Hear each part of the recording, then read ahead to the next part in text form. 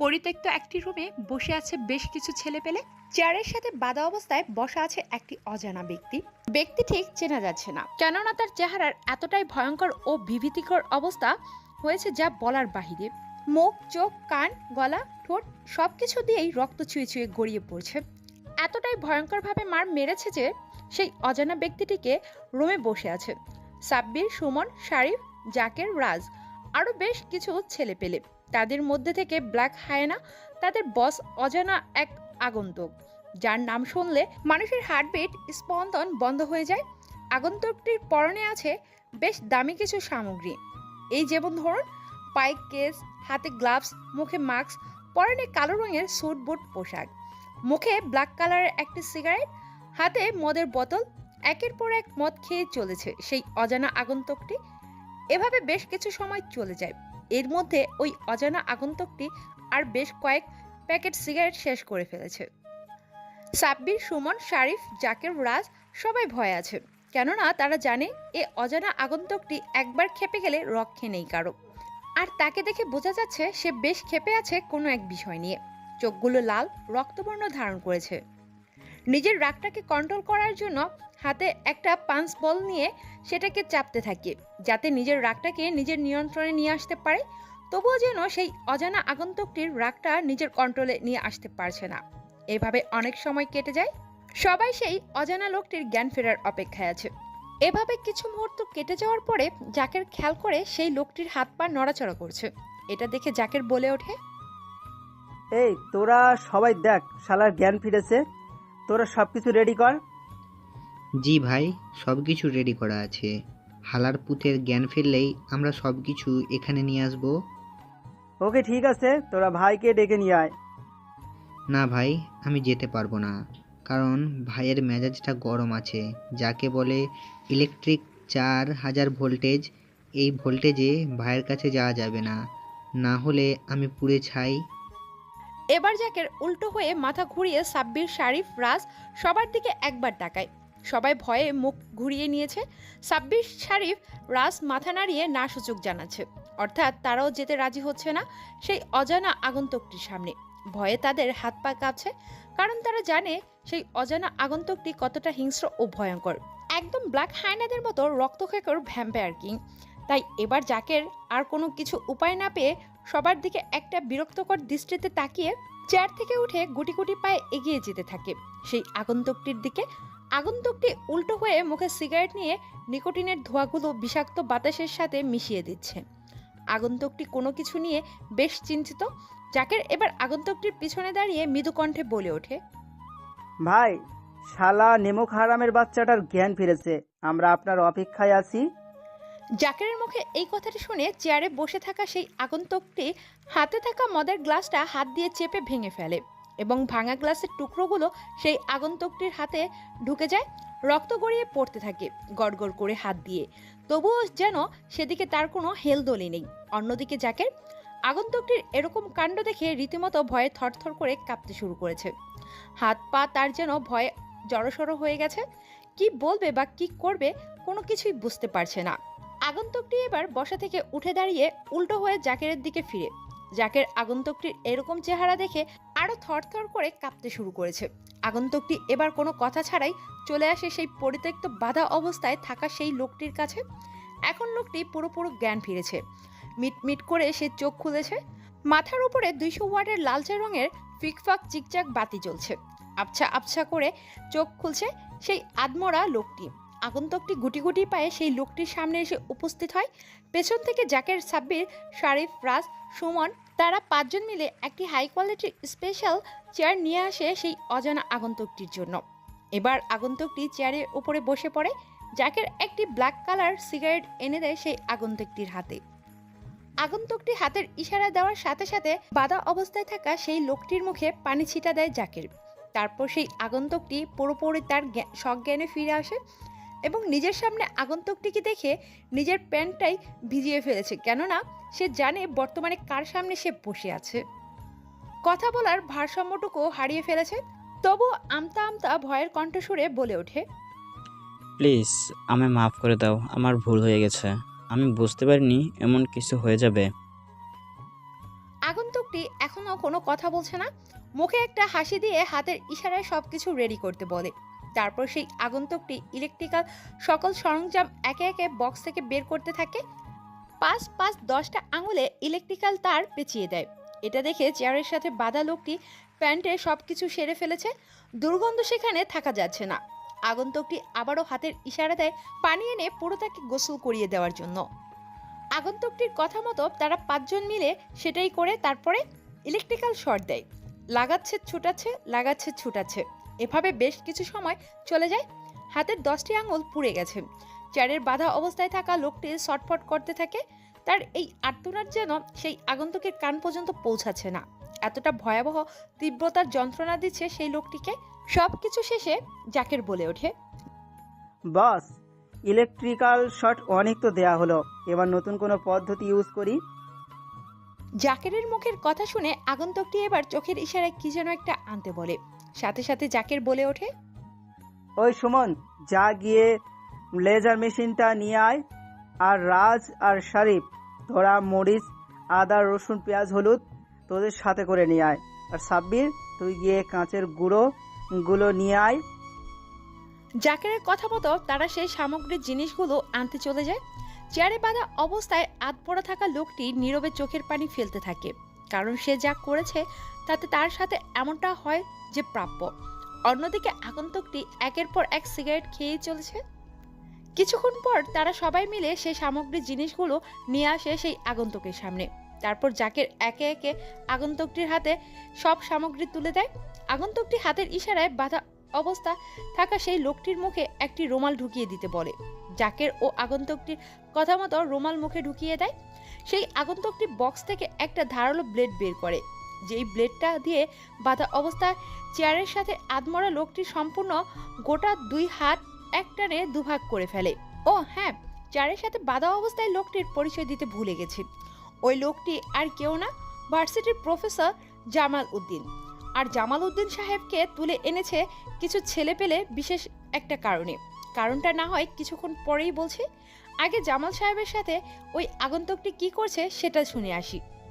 তারপর ওই আগন্তুকটি প্রফেসর জামাল সাহেবের 2 হাত ব্লেড দিয়ে চিরে 2 ভাগ করে ফেলে। জামাল সাহেবের হাত বেয়ে গড়গড় করে রক্ত ফ্লোরে টপ টপ করে পড়ছে। তবুও যেন আগন্তুকটির দয়ামায়া হচ্ছে না এক বিন্দু। তারপর জাকের হাতের ইশারায় ব্লেন্ডার মেশিনটি ওপেন করে। তারপর ব্লেন্ডার মেশিনেতে প্রথমে শুকনো মরিচের গুঁড়ো, লবণ, হলুদ, পেঁয়াজ, আদা, রসুন এবং কাঁচামরিচের লঙ্কা সেই ব্লেন্ডার মেশিনটিতে একসাথে ঢেলে দেয়। এই ব্লেন্ডার মেশিনটিতে সবকিছু পিষে একত্রিত হয়ে যায়। এদিকে গড়গড়িয়ে রক্ত পড়ছে প্রফেসর জামাল সাহেবের হাত থেকে। তারপর আগন্তুকটির হাতে গ্লাভস পরে নেই। অতঃপর সবকিছু একত্রিত হয়ে যাওয়ার পর একটি বালতিতে করে নিয়ে আগন্তুকটি জামাল সাহেবের সেই ক্ষতস্থানে লাগিয়ে দেয় সেই সালটুসের শরবত। সাথে সাথে জামাল সাহেব এক গগন কাঁপানো চিৎকার দিয়ে বলে ওঠে, ওহো, বাঁচাও আমাকে, কে আছো বাঁচাও, আমার ভুল হয়ে গেছে, আমাকে তোমরা ক্ষমা করে দাও, আমাকে ছেড়ে দাও, আমি বেঁচে থাকতে আর কোনোদিন এমন কাজ করব না। এবার যেন প্রফেসর জামাল সাহেবের চিৎকার ও আর্তনাদের কথাগুলো সেই আগন্তুকের কানে পৌঁছাচ্ছে। তাই এবার আগন্তুকটি ঠোঁটের নিচে একটি মুচকি হাসি দিয়ে বলে ওঠে, আজরাইল দেখলে সবাই একটাই কথা বলে, কিন্তু আজরাইল চলে যাবার পরে সে আবার ঠিকই ওই কাজেই লিপ্ত হয়। আগন্তুকটির মুখে এরকম ভয়ানক রকমের কথা শুনে এবার সেই প্রফেসর জামাল সাহেবের আবারও কাঁদতে কাঁদতে করুণ সুরে আর্তনাদের ভঙ্গি করে বলে ওঠে, ভাই, আমার ভুল হয়ে গেছে, প্লিজ এবারের মতো ছেড়ে দাও, তোমাদের পায়ে পড়ি, আমার জীবন ভিক্ষা দাও, তবু এইভাবে কষ্ট দিয়ে মেরো না, পারলে একেবারে মেরে ফেলো, তবু কুত্তার মতো শাস্তি দিয়ে মেরো না। আগন্তুকটি প্রফেসর জামাল সাহেবের এরকম আর্তনাদ দেখে রোম কাঁপানো এক গগন হাসিতে মেতে ওঠে। এরকম হাসি দেখে উপস্থিত থাকা জাকের, রাজ ও সাব্বির, শরীফ, সুমন সবাই ভয়ে থরথর করে কাঁপতে শুরু করেছে। কেননা তারা জানে এই হাসির মানে হতে চলেছে ভয়ঙ্কর কিছু। ওই প্রফেসর জামাল সাহেবের সাথে তারই ট্রেলার দেখাচ্ছে এই আগন্তুকটি। আগন্তুকটি এবার নিজের হাসি বন্ধ করে প্রফেসর সাহেবের উদ্দেশ্যে বলে ওঠে, কেন রে, সেদিন তোর মনে ছিল না যেদিন তুই এই অপকর্ম কাজগুলো করছিলি? ওই মেয়েগুলো আত্মরাতের কান্না তোর কানে ভেসে আসেনি? যখন তোরা সবাই মিলে সেই মেয়েগুলোর উপরে অমানবিক অত্যাচার করছিলিস ভার্সিটির হোস্টেলে মেয়েদের সাথে? ফারুককে এসব বলছে আর হাতে সেই মেশিনে পেশা মরিচ, লবণ, আদা, রসুন, পেঁয়াজ, কাঁচা লঙ্কা, কাঁচা মরিচ সবকিছু সালটুস বানিয়ে তার হাতে দু হাতের মধ্যে ঢেলে দেয়। সাথে সুই দিয়ে সুইয়ের ভিতরে সুতা পরিয়ে কাটা হাত দুটো সেলাই করিয়ে দেয়। প্রফেসর সাহেব যেন জীবিত থেকেও মৃত হয়ে গেছে, দেহ থেকে যেন আত্মাটা বের হয়ে গেছে। আজরাইল ছাড়াই টিকিট কেটেও ফেলেছে যেন ওপারের। আগে তো শুধু রক্ত পড়তেছিল, এখন যেন রক্তের সাথে লালা পড়তেই শুরু করেছে। তার মুখের ভেতর দিয়ে রক্তে যেন আগুন ধরে গেছে তার শরীরে। প্রফেসর সাহেব পাগলের মতো ছটফট করতে থাকে, এদিক তো ওদিক দৌড়াদৌড়ি করতে থাকে।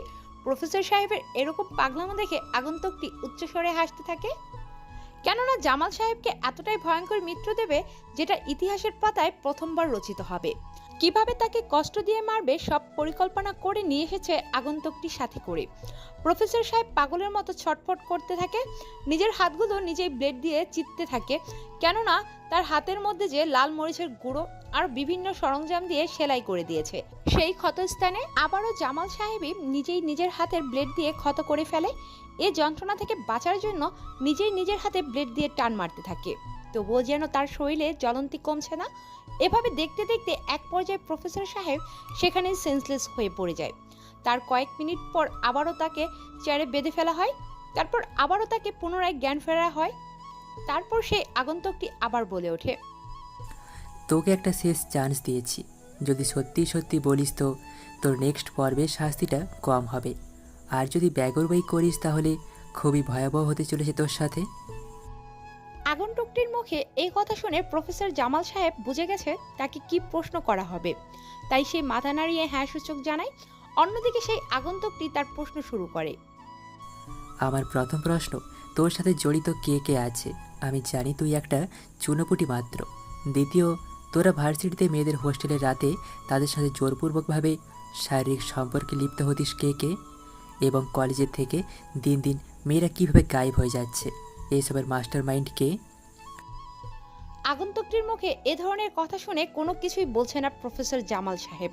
তাই আগন্তুকটি এবার হাতে করে সেই কাচের গুঁড়োগুলো হাতে নিয়ে সেই দুই হাতের ক্ষতস্থানে লাগিয়ে দেয়। সাথে সাথে যেন তার আর্তনাদ আরও বেড়ে যায়। এই যে জাহান্নামের চেয়েও ভয়াবহ শাস্তি দেওয়া হয়েছে তাকে ইহকালে। চোখ, মুখ, নাক, কান দিয়ে গড়গড়িয়ে রক্ত পড়ছে জামাল সাহেবের, তবুও সে কোনো কিছুই বলছে না। তাই এবার জাকের হুঙ্কার দিয়ে বলে ওঠে, কি রে শালা জানোয়ারের বাচ্চা, এত 30 ডিগ্রি 60 ডিগ্রি 90 ডিগ্রি দেওয়ার পরেও তোর তেজ কমে নাই? ভাই তোকে কি বলেছে এই জানোস না? মেন্টাল ফারুক একবার খেপে গেলে কি হয়, পুরো দুনিয়া ওলট পালট হয়ে যায় রে। এবার প্রফেসর জামাল সাহেব কাঁদতে কাঁদতে মাথা নিচের দিকে দিয়ে বলে ওঠে, প্লিজ তোমরা আমাকে আর মেরো না, আমি আর সহ্য করতে পারছি না। আমি জানি তোমরা আমাকে বাঁচতে দিবে না, তবুও যাওয়ার আগে একটা কথা বলে যেতে পারি। এসবের পিছনে আমাদের কলেজের প্রভাবশালী জড়িত আছে। আমি তো শুধুমাত্র টাকার বিনিময়ে কাজ করেছি তাদের সাথে, এবং কাল রাতে আমাদের ভার্সিটি থেকে কিছু মেয়ে বিদেশে পাচার করা হবে, আর এরই পরিকল্পনা করা হবে আমাদের কলেজ থেকে। এবং কথা কিভাবে ট্রান্সফার হবে সেই বিদেশের হাতে আমাদের ভার্সিটির মেয়েগুলোকে, এর বেশি আমি কিছু জানি না, জানলেও বলতে পারবো না।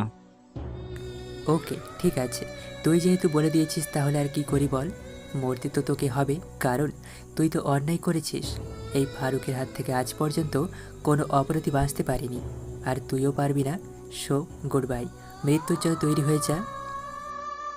এরপর সেই অজানা আগন্তুকটি তার হাতে থাকা স্ক্রু ড্রাইভার মেশিনটা অন করে দিয়ে তার হাতে একে একে গাড়তে থাকে, সাথে পায়ে। তারপর হাতুড়ি দিয়ে তার হাত পায়ে পেরেক মেরে দেয়। এতটাই যন্ত্রণা ও কষ্টময় শাস্তি দিচ্ছে সেই অজানা আগন্তুকটি, এ যে অপরাধীদের চেয়েও ভয়ঙ্কর শাস্তি দিচ্ছে। সে তার নিজের আদালতে। তারপর বক্স থেকে একটা ধারালো অস্ত্র বের করে গলার মধ্যে এক টান মারে, সাথে সাথে গলার ফিনকি দিয়ে রক্ত বের হতে থাকে। শরীরে আর রক্ত না থাকায় তার শরীর থেকে আর রক্ত বের হচ্ছে না, বরং রক্তের সাথে জমাট পানি বের হতে থাকে। ছটফট করতে করতে সেখানেই শেষ হয়ে যায় জামাল সাহেব। ইটি টেনে ফেলে সেখানেই তার। ও হ্যাঁ, এখন তো আগন্তুকটির পরিচয় দিতে ভুলে গেছি, তো চলুন আর কথা না বাড়িয়ে এখন আগন্তুকটির পরিচয়টা খুব শর্টকাটে দিয়ে দিই। আগন্তুকটি দেখতে 7 ফুট 2 ইঞ্চি হবে হয়তো, 6 প্যাক বডি না বললেই চলে, সুঠাম দেহ, বেশ স্বাস্থ্যবান। দেহের আকৃতি দেখে বিশাল আকারের দানব মনে হয়। মুখে খোঁচা খোঁচা চাপ দাড়ি, চুলগুলো বেশ স্টাইলিশভাবে জেল দিয়ে আটকে রেখেছে, হাতে ব্যাস, পায়ে ক্যাচ, বেশ স্টাইলিশ জামা কাপড়। দেখে ধনী পরিবারের মনে হবে। চেহারা বেশ মাশাআল্লাহ সুন্দর আছে। গোলুমলু ফর্সা উজ্জ্বল শ্যামলা বর্ণের আজকের আমাদের হিরো। ওহে সরি, নামটা বলতেই তো ভুলে গেছি।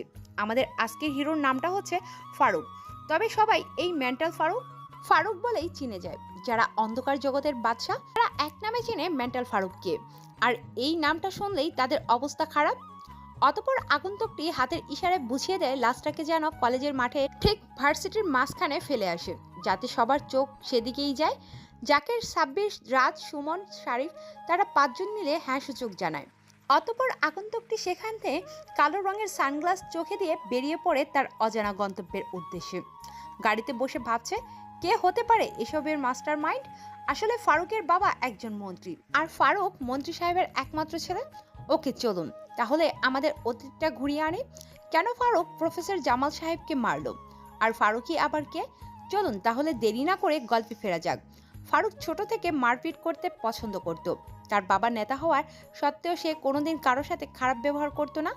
দিন যত যায় ততই সে নিজে থেকে একটা সংগঠন তৈরি করে। সংগঠনের উদ্যোক্তা তা ছিল গরিব মানুষের ন্যায্য বিচার পাইয়ে দেওয়া। সংগঠনের নাম দেওয়া হয় ডিজে দ্য গ্যাংস্টার।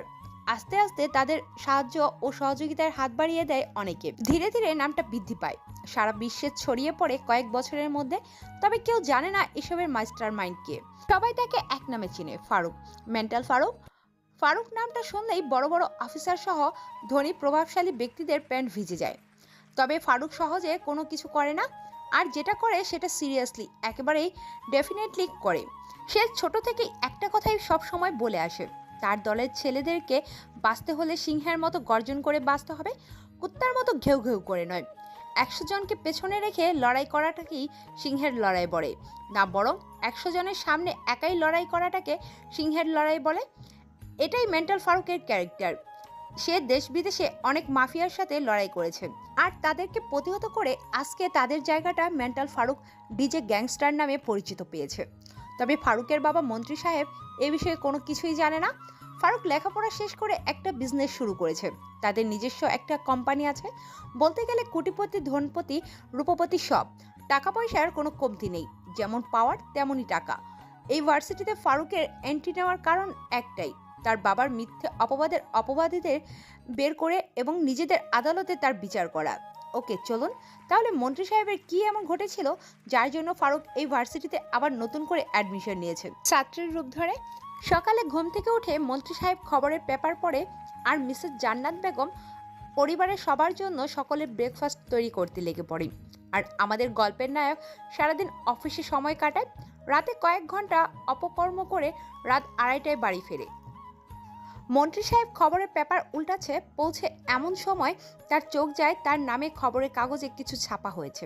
খবরটা দেখে মন্ত্রী সাহেব বসা থেকে উঠে দাঁড়ায়। খবরের কাগজে ছাপা হয়েছে তার নামে নারী নির্যাতন, নারী পাচার এবং শিশু পাচার ও ড্রাগস স্মাগলিং করার অভিযোগ করা হয়েছে। খবরটি পড়েছেন তিনি। হঠাৎ তার ফোনে ফোন আসে। ফোনের ওপাশ থেকে বলছে, হ্যালো, আপনার নামে এসব কি শুনছি মন্ত্রী সাহেব? এটা যদি সত্যি হয় তো আপনাকে এই মন্ত্রী পদ থেকে পদক্ষেপ করব। মাইন্ডেড। এই বলে মন্ত্রী সাহেবকে আর কোনো কিছু বলতে না দিয়ে রাষ্ট্রমন্ত্রী ফোনটা কেটে দেয়। এতক্ষণ ফোনের ওপাশ থেকে স্বরাষ্ট্রমন্ত্রী কথাগুলো ঝাড়ি দিয়ে বলল। তারপর মন্ত্রী সাহেব টিভি অন করতে সাংবাদিক টিভি স্ক্রিনে বলছে, আজকে সকাল 7টার জমজমাট এক খবর নিয়ে হাজির হয়েছি আপনাদের সামনে। শহরের মাথামন্ত্রী সাহেব, তার নামে অভিযোগ এসেছে তিনি চট্টগ্রাম ভার্সিটির নারী পাচার, শিশু পাচার, ড্রাগস স্মাগলিং এসবের পেছনে জড়িয়ে আছেন। এরকম আরও খবর পেতে আমাদের সাথেই থাকুন। পরবর্তী নিউজ দেখানো হবে দুপুর 2টায়। অন্যদিকে মিসেস জান্নাত বেগম মন্ত্রী সাহেবের জন্য চায়ের কাপ নিয়ে আসছিলেন, আর টিভির স্ক্রিনে সাংবাদিকের বলা কথাগুলো শুনে চায়ের কাপটা ফেলে দেয়। কোনো কিছু পড়ার শব্দে মন্ত্রী সাহেবের ধ্যান ভেঙে মুহূর্তের মধ্যেই পুরো বাড়িটাকে ঘিরে ফেলে পাবলিক। সেনাবাহিনী, আইনবাহিনী, পাবলিককে আইনবাহিনী থামানোর চেষ্টা করছে। এত সব হইচই শুনে ফারুকের ঘুম ভেঙে যায়। ফারুক নিচে এসে সবকিছু শুনে বাইরে বের হয়। বাইরে থেকে সাধারণ পাবলিক তাদের বাড়ির দিকে ইট টমেটো যা পাচ্ছে তাই ছুঁড়ে মারছে, আর অন্যদিকে আইনশৃঙ্খলা বাহিনী তাদেরকে প্রতিরোধ করার জন্য চেষ্টা করছে। এটা দেখে ফারুক সামনে এগিয়ে যায়। সেনাবাহিনীর একটা অফিসারের কাছ থেকে একটা বন্দুক কেড়ে নিয়ে আকাশের দিকে বন্দুকের নল তাক করে বেশ কয়েকটি বুলেট হাওয়ায় গুলি করে। গুলির শব্দ শুনতে পেয়ে সবাই হইচই বন্ধ করে দেয়। ফারুকের এরকম কাণ্ড দেখে সবাই হতবাক, কেউ কোনো কিছু বলছে না। ফারুক হাতের ইশারায় সবাইকে বসতে বলে। মন্ত্রী সাহেবের বাড়ির নিচে সবাই বসে পড়ে। তারপর ফারুক বলে ওঠে, আপনারা আজকে একটা ভুল ধারণা নিয়ে আমাদের বাড়িতে এসেছেন ভাঙচুর করতে। এতদিন যখন সাহায্য চেয়েছিলেন তখন আমার বাবা পাগলের মতো আপনাদের সাহায্য করেছে। মানুষ জাতি আসলেই খুব খারাপ, এরা কুত্তার চেয়েও ভয়ঙ্কর। কুকুরকে বিশ্বাস করা যায় কিন্তু মানুষকে নয়। কথাই আছে না, বাঙালি খাবে কম নষ্ট করবে বেশি, বাঙালি বোঝে কম চষে বেশি। ঠিক তেমনই হয়েছে আপনাদের দশা। কোনো কিছু যাচাই না করে এসেছেন আমার বাবার বিরুদ্ধে অ্যালিগেশন নিয়ে। এরকম হামেশাই হয়, রাজনীতি করতে গেলে বিরোধী দল মিথ্যা অপবাদ দিতে পারে। আপনারা জানেন না আমার বাবা কত সৎ। ওই তোকে এখানে হইচই করে লাভ নেই, আমি প্রমাণ করে দেব আমার বাবা নির্দোষ। এখন আপনারা যে যার নিজ গন্তব্যে বেরিয়ে পড়ুন, এখানে বিশৃঙ্খলা সৃষ্টি করবেন না। মুহূর্তের মধ্যেই মন্ত্রী সাহেবের বাড়িটা ফাঁকা হয়ে যায়, কেননা তারা জানে ফারুক যেটা বলেছে সেটাই করবে। বাড়ির ভেতরে প্রবেশ করে মন্ত্রী সাহেব বলে ওঠে তার ছেলেকে,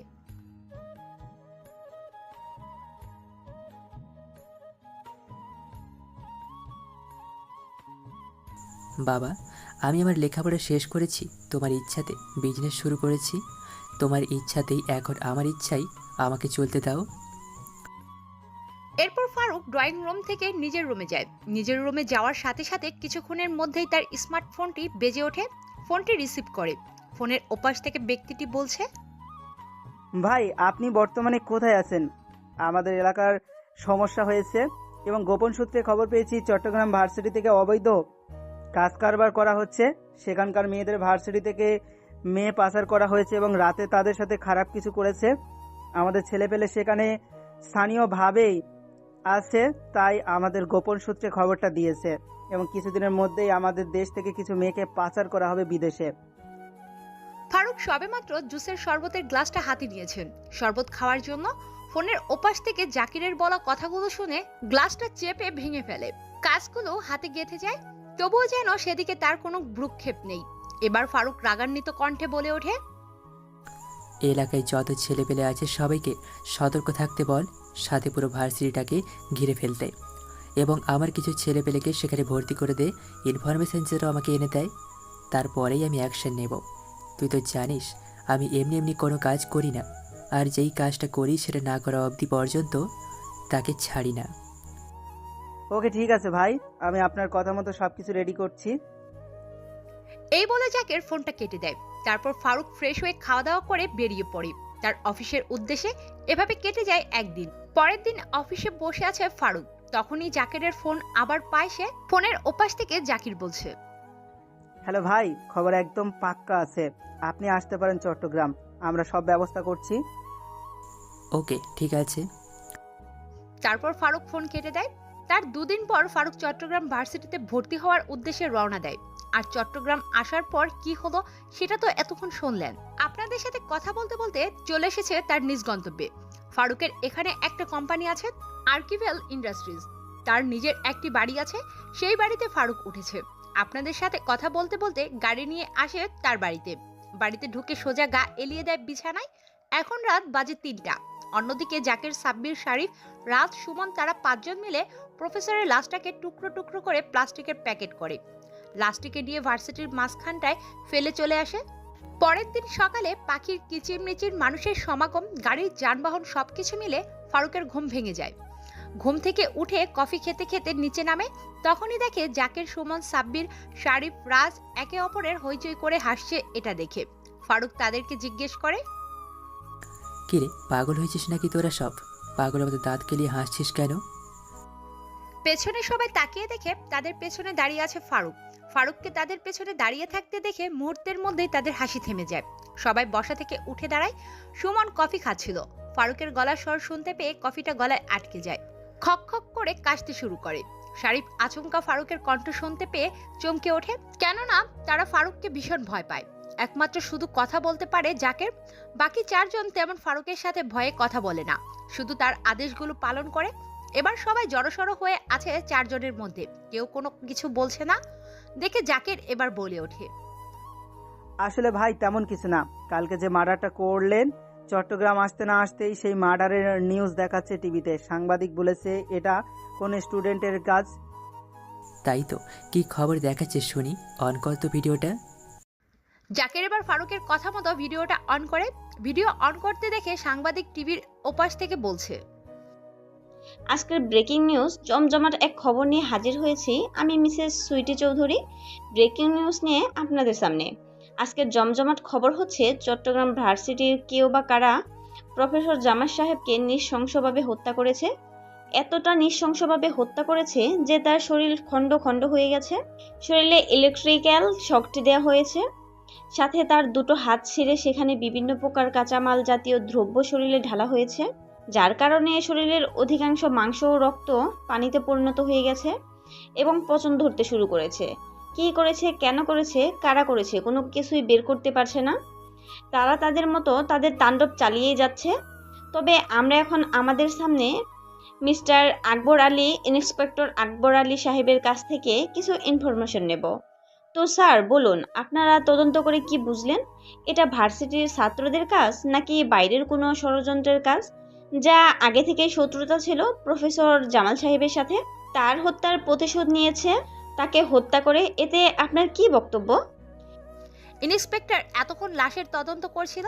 সাংবাদিক যাওয়াতে হাতে পরা গ্লাভসগুলো খুলে ফেলে, মাথায় থাকা টুপিটা হাতে নিয়ে নেয়, তারপর ক্যামেরার সামনে মাইক্রোফোন হাতে নিয়ে বলতে শুরু করে, দেখুন, আমরা তদন্ত করে জানতে পেরেছি এবং তদন্ত করে দেখছি তাকে অনেক নৃশংসভাবে হত্যা করা হয়েছে, আর অপরাধীরা কোনো ক্লু পেলে যায়নি। আর এইসবের পেছনে মাস্টার মাইন্ড যে একটি গ্যাং আছে।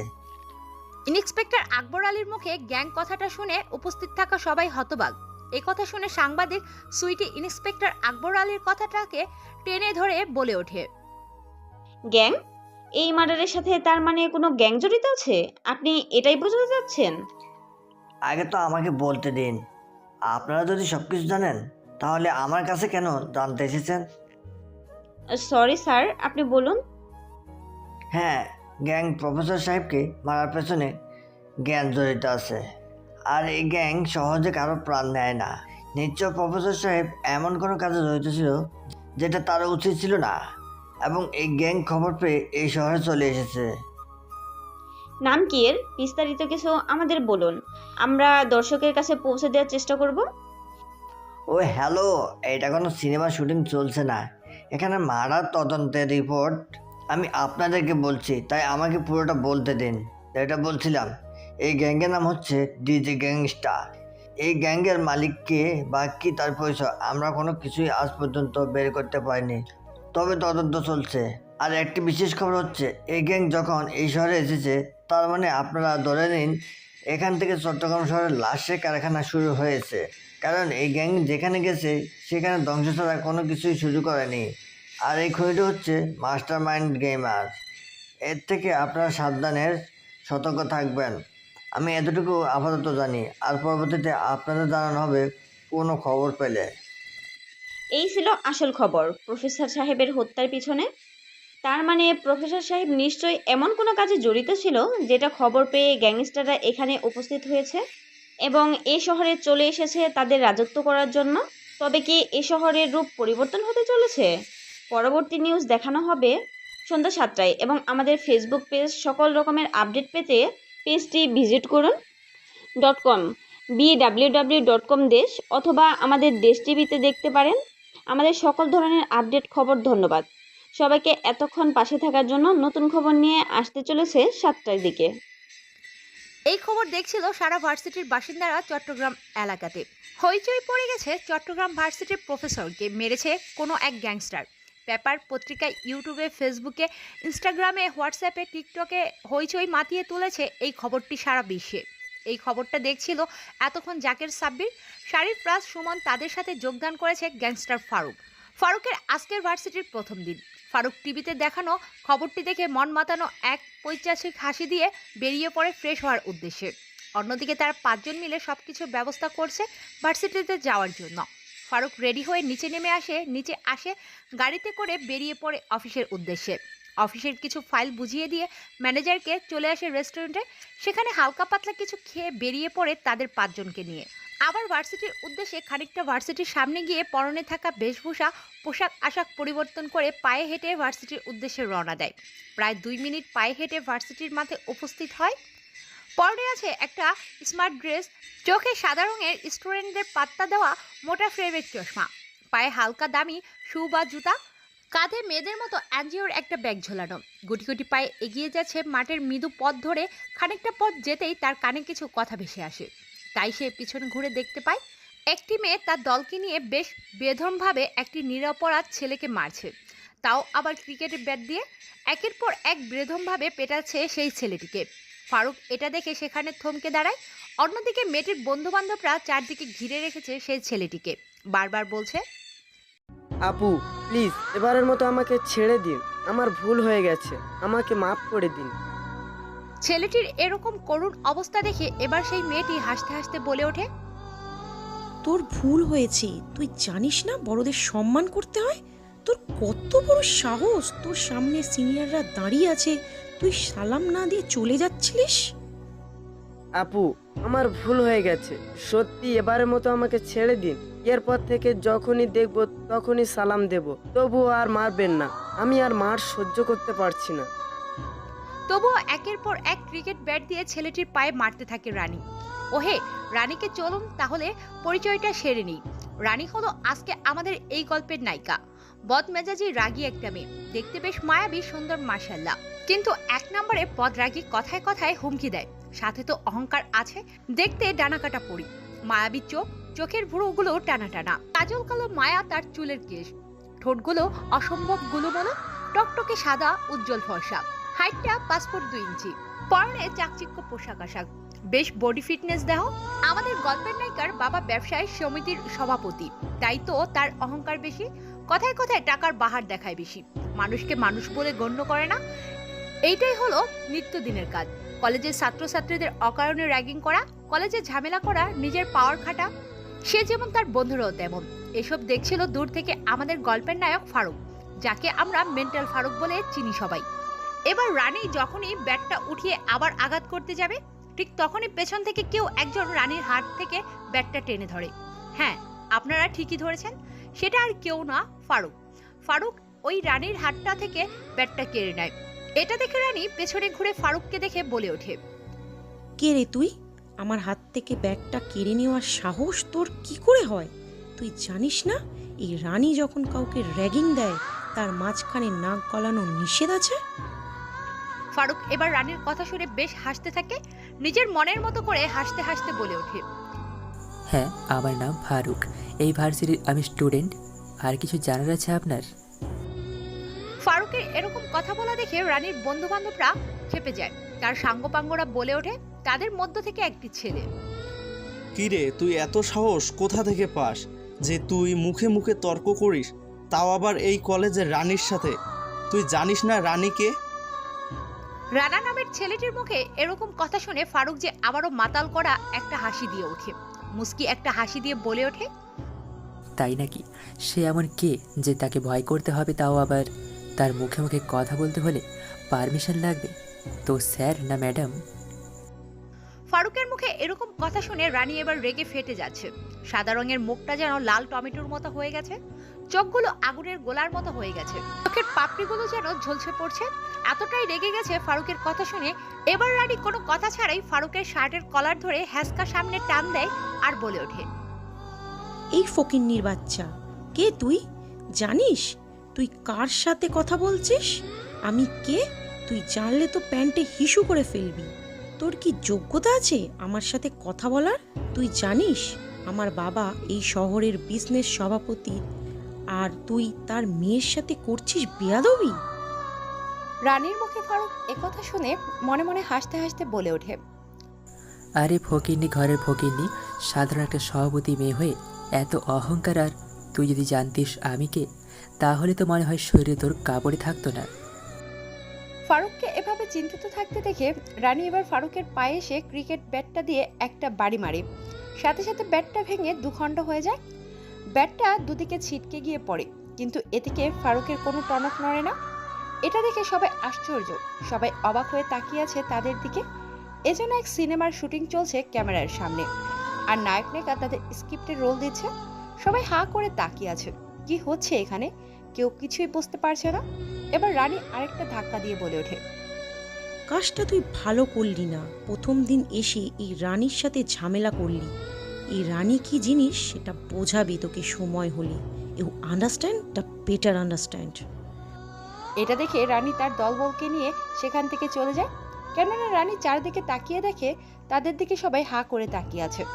তাই রানী অপমান বোধ করে মনে করে সেখান থেকে চলে আসে আর দলবলকে নিয়ে। অন্যদিকে ফারুক সেই পড়ে থাকা ছেলেটিকে উঠিয়ে ভার্সিটির ক্যাম্পাসে নিয়ে গিয়ে বসিয়ে দেয়। তারপর ফারুক বলে ওঠে, তোমার নাম কি ভাই? ওরা তোমাকে সবাই মিলে মারছিল কেন? জি ভাইয়া, আমার নাম রাকিব। আমি এই ভার্সিটিতে অ্যাডমিট করেছি। আর আমি নতুন তো, তাই তেমন কাউকে চিনি না। আজকে ভার্সিটির প্রথম দিন ছিল এবং এই খারাপ মানুষদের সাথে দেখা হয় এবং তারা আমাকে র্যাগিং দেয়। ওকে, ঠিক আছে, আজ থেকে আমরা বন্ধু। চল তোকে ডাক্তারের কাছে নিয়ে যাই। না থাক, ডাক্তারের কাছে যেতে হবে না। আমি আজকে বাসায় চলে যাচ্ছি, তুই থাক। ওকে, ঠিক আছে, বাই। তারপর ছেলেটি ওখান থেকে চলে যায়, মানে রাকিব ওখান থেকে চলে যায়। আর ফারুক তার নিজের ক্লাসরুমটা নিজেই খুঁজে ক্লাসরুমের ভিতরে চলে যায়। আজকে তেমন ক্লাস হবে না বলে জানিয়েছেন প্রিন্সিপাল, কারণ আজকে পরিচয় পর্বে সারবে সবার সাথে। একে একে সবাই সবার পরিচয় দেয়, ফারুকও তার পরিচয় দেয়। অন্যদিকে রানী রেগে মেগে একাকার। তাকে এভাবে রেগে যেতে দেখে তার বন্ধু রানা বলে ওঠে, কিরে রানী, তুই ছেলেটাকে কি কোনো কিছু না করে ছেড়ে দিলি? তাও এটা আমাকে বিশ্বাস করতে হবে যে রানীর হাত থেকে একটা ছেলে বেঁচে গেল, তাও আবার তোকে চোখ রাঙিয়ে কথা বলে। এবার রানীর রাগান্বিত চোখে একবার রানার দিকে, দুই পা এগিয়ে যায় রানার চোখে চোখে রেখে এক নাগারে বলতে শুরু করে, ওই বলদের বাচ্চা বলদ, তোরে আমি কখন বলছি ওরে আমি ছাইরা দিছি? ওখানে থাকলে আমি আরও অপমান হতাম। ওকে এমন সাজা দেব যেটা ভার্সিটির ঐতিহাসিক প্রথম পাতায় থাকবে। তাই নাকি? আমরাও দেখব তুই কি শাস্তি দিতে পারিস। রানী ও রানার দুজনের কথা শুনে তাদের সাথে থাকা তাদের বান্ধবী এবার শালিনী বলে ওঠে, আচ্ছা রানী, তুই যখন ছেলেটার ক্ষতি করতে পারবি তখন বলিস, এখন বাদ দে তো এসব। আচ্ছা চল আড্ডা দিই, পুরো মুডটাই নষ্ট করে দিলি। তারপরে তারা সবাই মিলে চলে আসে আড্ডা দিতে। অন্যদিকে একে একে সবাই পরিচয় পর্ব সেরে ভার্সিটি থেকে বাড়ির উদ্দেশ্যে রওনা দেয়। তখনই ফারুককে চোখে যায় ক্যাম্পাসের দিকে। কিছু ছেলে মিলে একটি মেয়েকে র্যাগিং দিচ্ছে। একটি মেয়ের ওড়না বেশ কিছু ছেলে নিয়েছে। তারপরে হাত দিয়ে মেয়েটিকে অশ্লীলভাবে তার গায়ে হাত দেওয়ার চেষ্টা করছে। এটা দেখে ফারুক সেখানেই থেমে যায়। তারপর পকেট থেকে ফোনটা বের করে সবার চোখের আড়ালে একটি ফটো তুলে নেয়। ছবিটি সেন্ড করে জাকিরের ফোনে আর মেসেজ লিখে দেয়, আজকে একে সন্ধ্যার সময় আমার গোডাউনে চাই। তার কিছুক্ষণ পরে জাকিরকে রিপ্লাই দেয়, ওকে ভাই, ঠিক আছে, পেয়ে যাবেন। এই বলে পকেটে ফোন রেখে দেয়। অন্যদিকে ফারুকও বেরিয়ে পড়ে বাড়ির উদ্দেশ্যে। ভার্সিটি পুরোপুরি বন্ধ হয়ে গেছে, দেখতে দেখতে সন্ধ্যা হয়ে গেছে। ফারুক পুরোপুরি রেডি গোডাউনের উদ্দেশ্যে বেরিয়ে পড়ে, কেননা সে জানে যখন জাকির বলেছে পেয়ে যাবেন, তার মানে জাকির কাজটা অবশ্যই করবে। তাই গাড়ি নিয়ে বেরিয়ে পড়ে ফারুক গোডাউনের উদ্দেশ্যে। অন্যদিকে জাকির, সাব্বির, সুমন, শারিফ, রাজ তারা পাঁচজন মিলে সেই ছেলেটিকে তুলে নিয়ে আসে। গোডাউনের ভেতরে গুটি গুটি পায়ে গোডাউনের ভেতরে প্রবেশ করে। ফারুক প্রবেশ করতেই দেখে তাদের মনে ওই ছেলেগুলোকে চেয়ারের সাথে বেঁধে রেখেছে। তারপর ফারুক কোনো কথা ছাড়াই সেই ছেলেগুলোর সামনে যায়। জাকির একটি চেয়ার নিয়ে এসে ফারুককে দেয়। বসে পড়ে পা দিয়ে পায়ের ওপর। কোনো কথা ছাড়াই ফারুক হাতের ইশারা দেয় বক্সটা খোলার জন্য। জাকিরও বক্সটা খুলে দেয়। সেখান থেকে ফারুক একটা প্লাস বের করে সাথে সাথে একটা হাতুড়িও কিছু ঝুলি প্লাস নিয়ে হাতের আঙুলগুলো চেপে ধরে। তারপর হাতের তালুর উপরে ঝুলি রেখে হাতুড়ি দিয়ে কাঠের সাথে ঝুলিটা মেরে দেয়। ছেলেগুলো যেন আর্তনাদ এক গগন কাঁপানো চিৎকার দেয়। ছেলেগুলোর চিৎকার যেন পুরো রুমটাকে থরথর করে কাঁপছে। তাদের এই চিৎকার সহ্য হচ্ছে না দেখে ফারুক এবার বলে ওঠে, তোরা কি দেখে থাকবে নাকি? হেডফোনগুলো নিয়ে আসবি, এতে চিৎকার ভালো লাগছে না। এখনও অনেক ডিগ্রি দেওয়া বাকি আছে। হেডফোনগুলো নিয়ে আয়, কানে লাগাবো। তারপর জাকের অন্য রুম থেকে কানের হেডফোনগুলো নিয়ে আসতে যায়। কিছুক্ষণের মধ্যেই হেডফোনগুলো নিয়ে আসে। তারপর তারা 6 জন মিলে কানে হেডফোন পরে নেয়। তারপর আবার হাতের মধ্যে ঝুলি মারতে থাকে হাতুড়ি দিয়ে। এভাবে 5টা আঙুলে 10টা নাঙলে মেরে দেয় তাদের ওই ছেলেগুলোকে। গড় গড় করে রক্ত বের হচ্ছে ছেলেগুলোর হাত থেকে। হাত পা কোনো কিছুই নড়াতে পারছে না, কেননা ঝুলির সাথে ফ্লোরের হাতের সাথে চেয়ারে ঝুলি মারা হয়েছে। ছেলেগুলো চিৎকার করছে, তাদের চিৎকার যেন তাদের 6 জনের কানে পৌঁছাচ্ছে না। চোখ দিয়ে গড়িয়ে পড়ছে রক্তের সাথে পানি। এবারে ফারুক তাদের এরকম আর্তনাদ দেখে যেন একটু মায়া হয়। তাই এবার ফারুক বলে ওঠে, কলেজের মেয়েদের ডিস্টার্ব কেন করেছিলিস? তাদের গায়ে কেন হাত দিয়েছিলিস?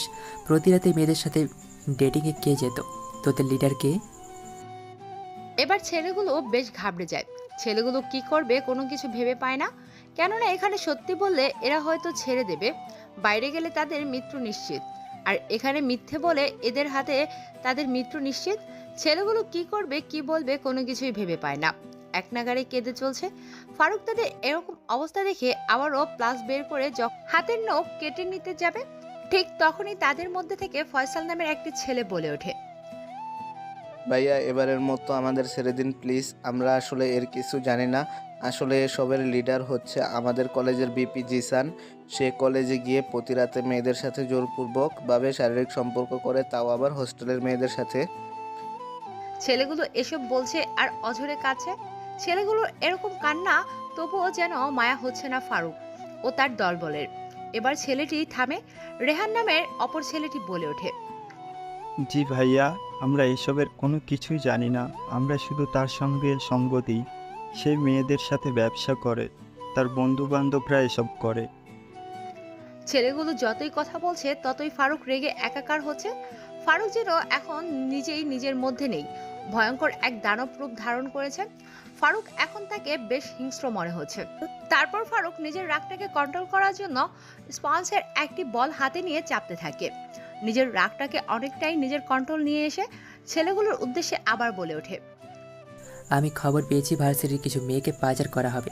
সেটা কোন দিন এবং কোথায়, এবং এই কাজের সাথে কারা কারা জড়িত আছে?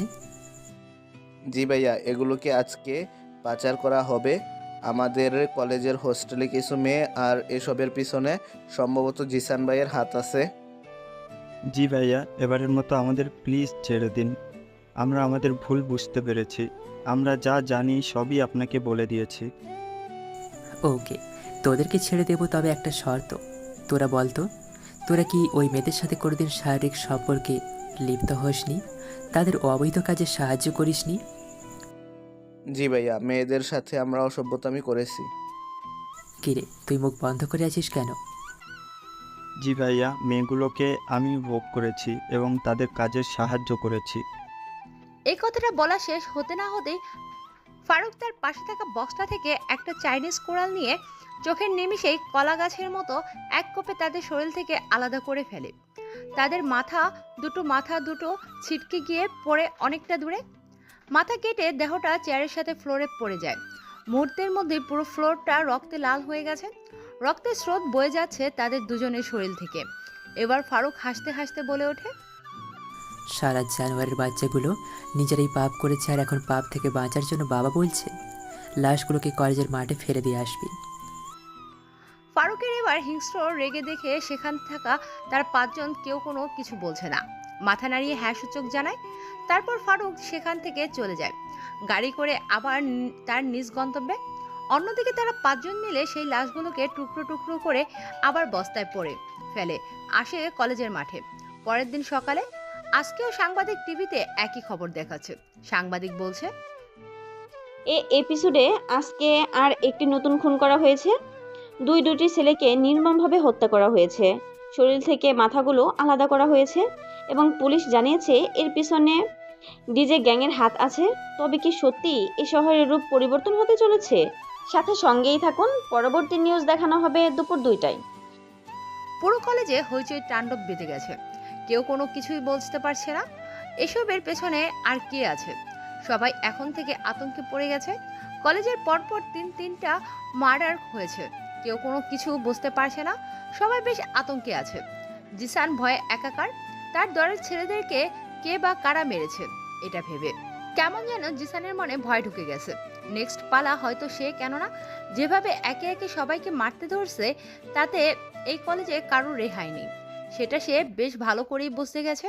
তাই নতুন করে প্ল্যান সাজানোর জন্য আজ রাতে মেয়েগুলোকে পাচার করার পরে নতুন করে তারা গোডাউনে আরেকটি প্রোগ্রাম করবে। নেক্সট প্ল্যানটা তাদের কি সে বিষয়ে। আজকে কলেজে তেমন ক্লাস হবে না, পরপর 3টা মার্ডার হয়েছে, তাই কলেজের পরিবেশটা রক্ষার ক্ষেত্রে আজকে ক্লাস হবে না বলে জানিয়েছে। তাই ফারুক এবার একটি গাছের নিচে গিয়ে বসে পড়ে।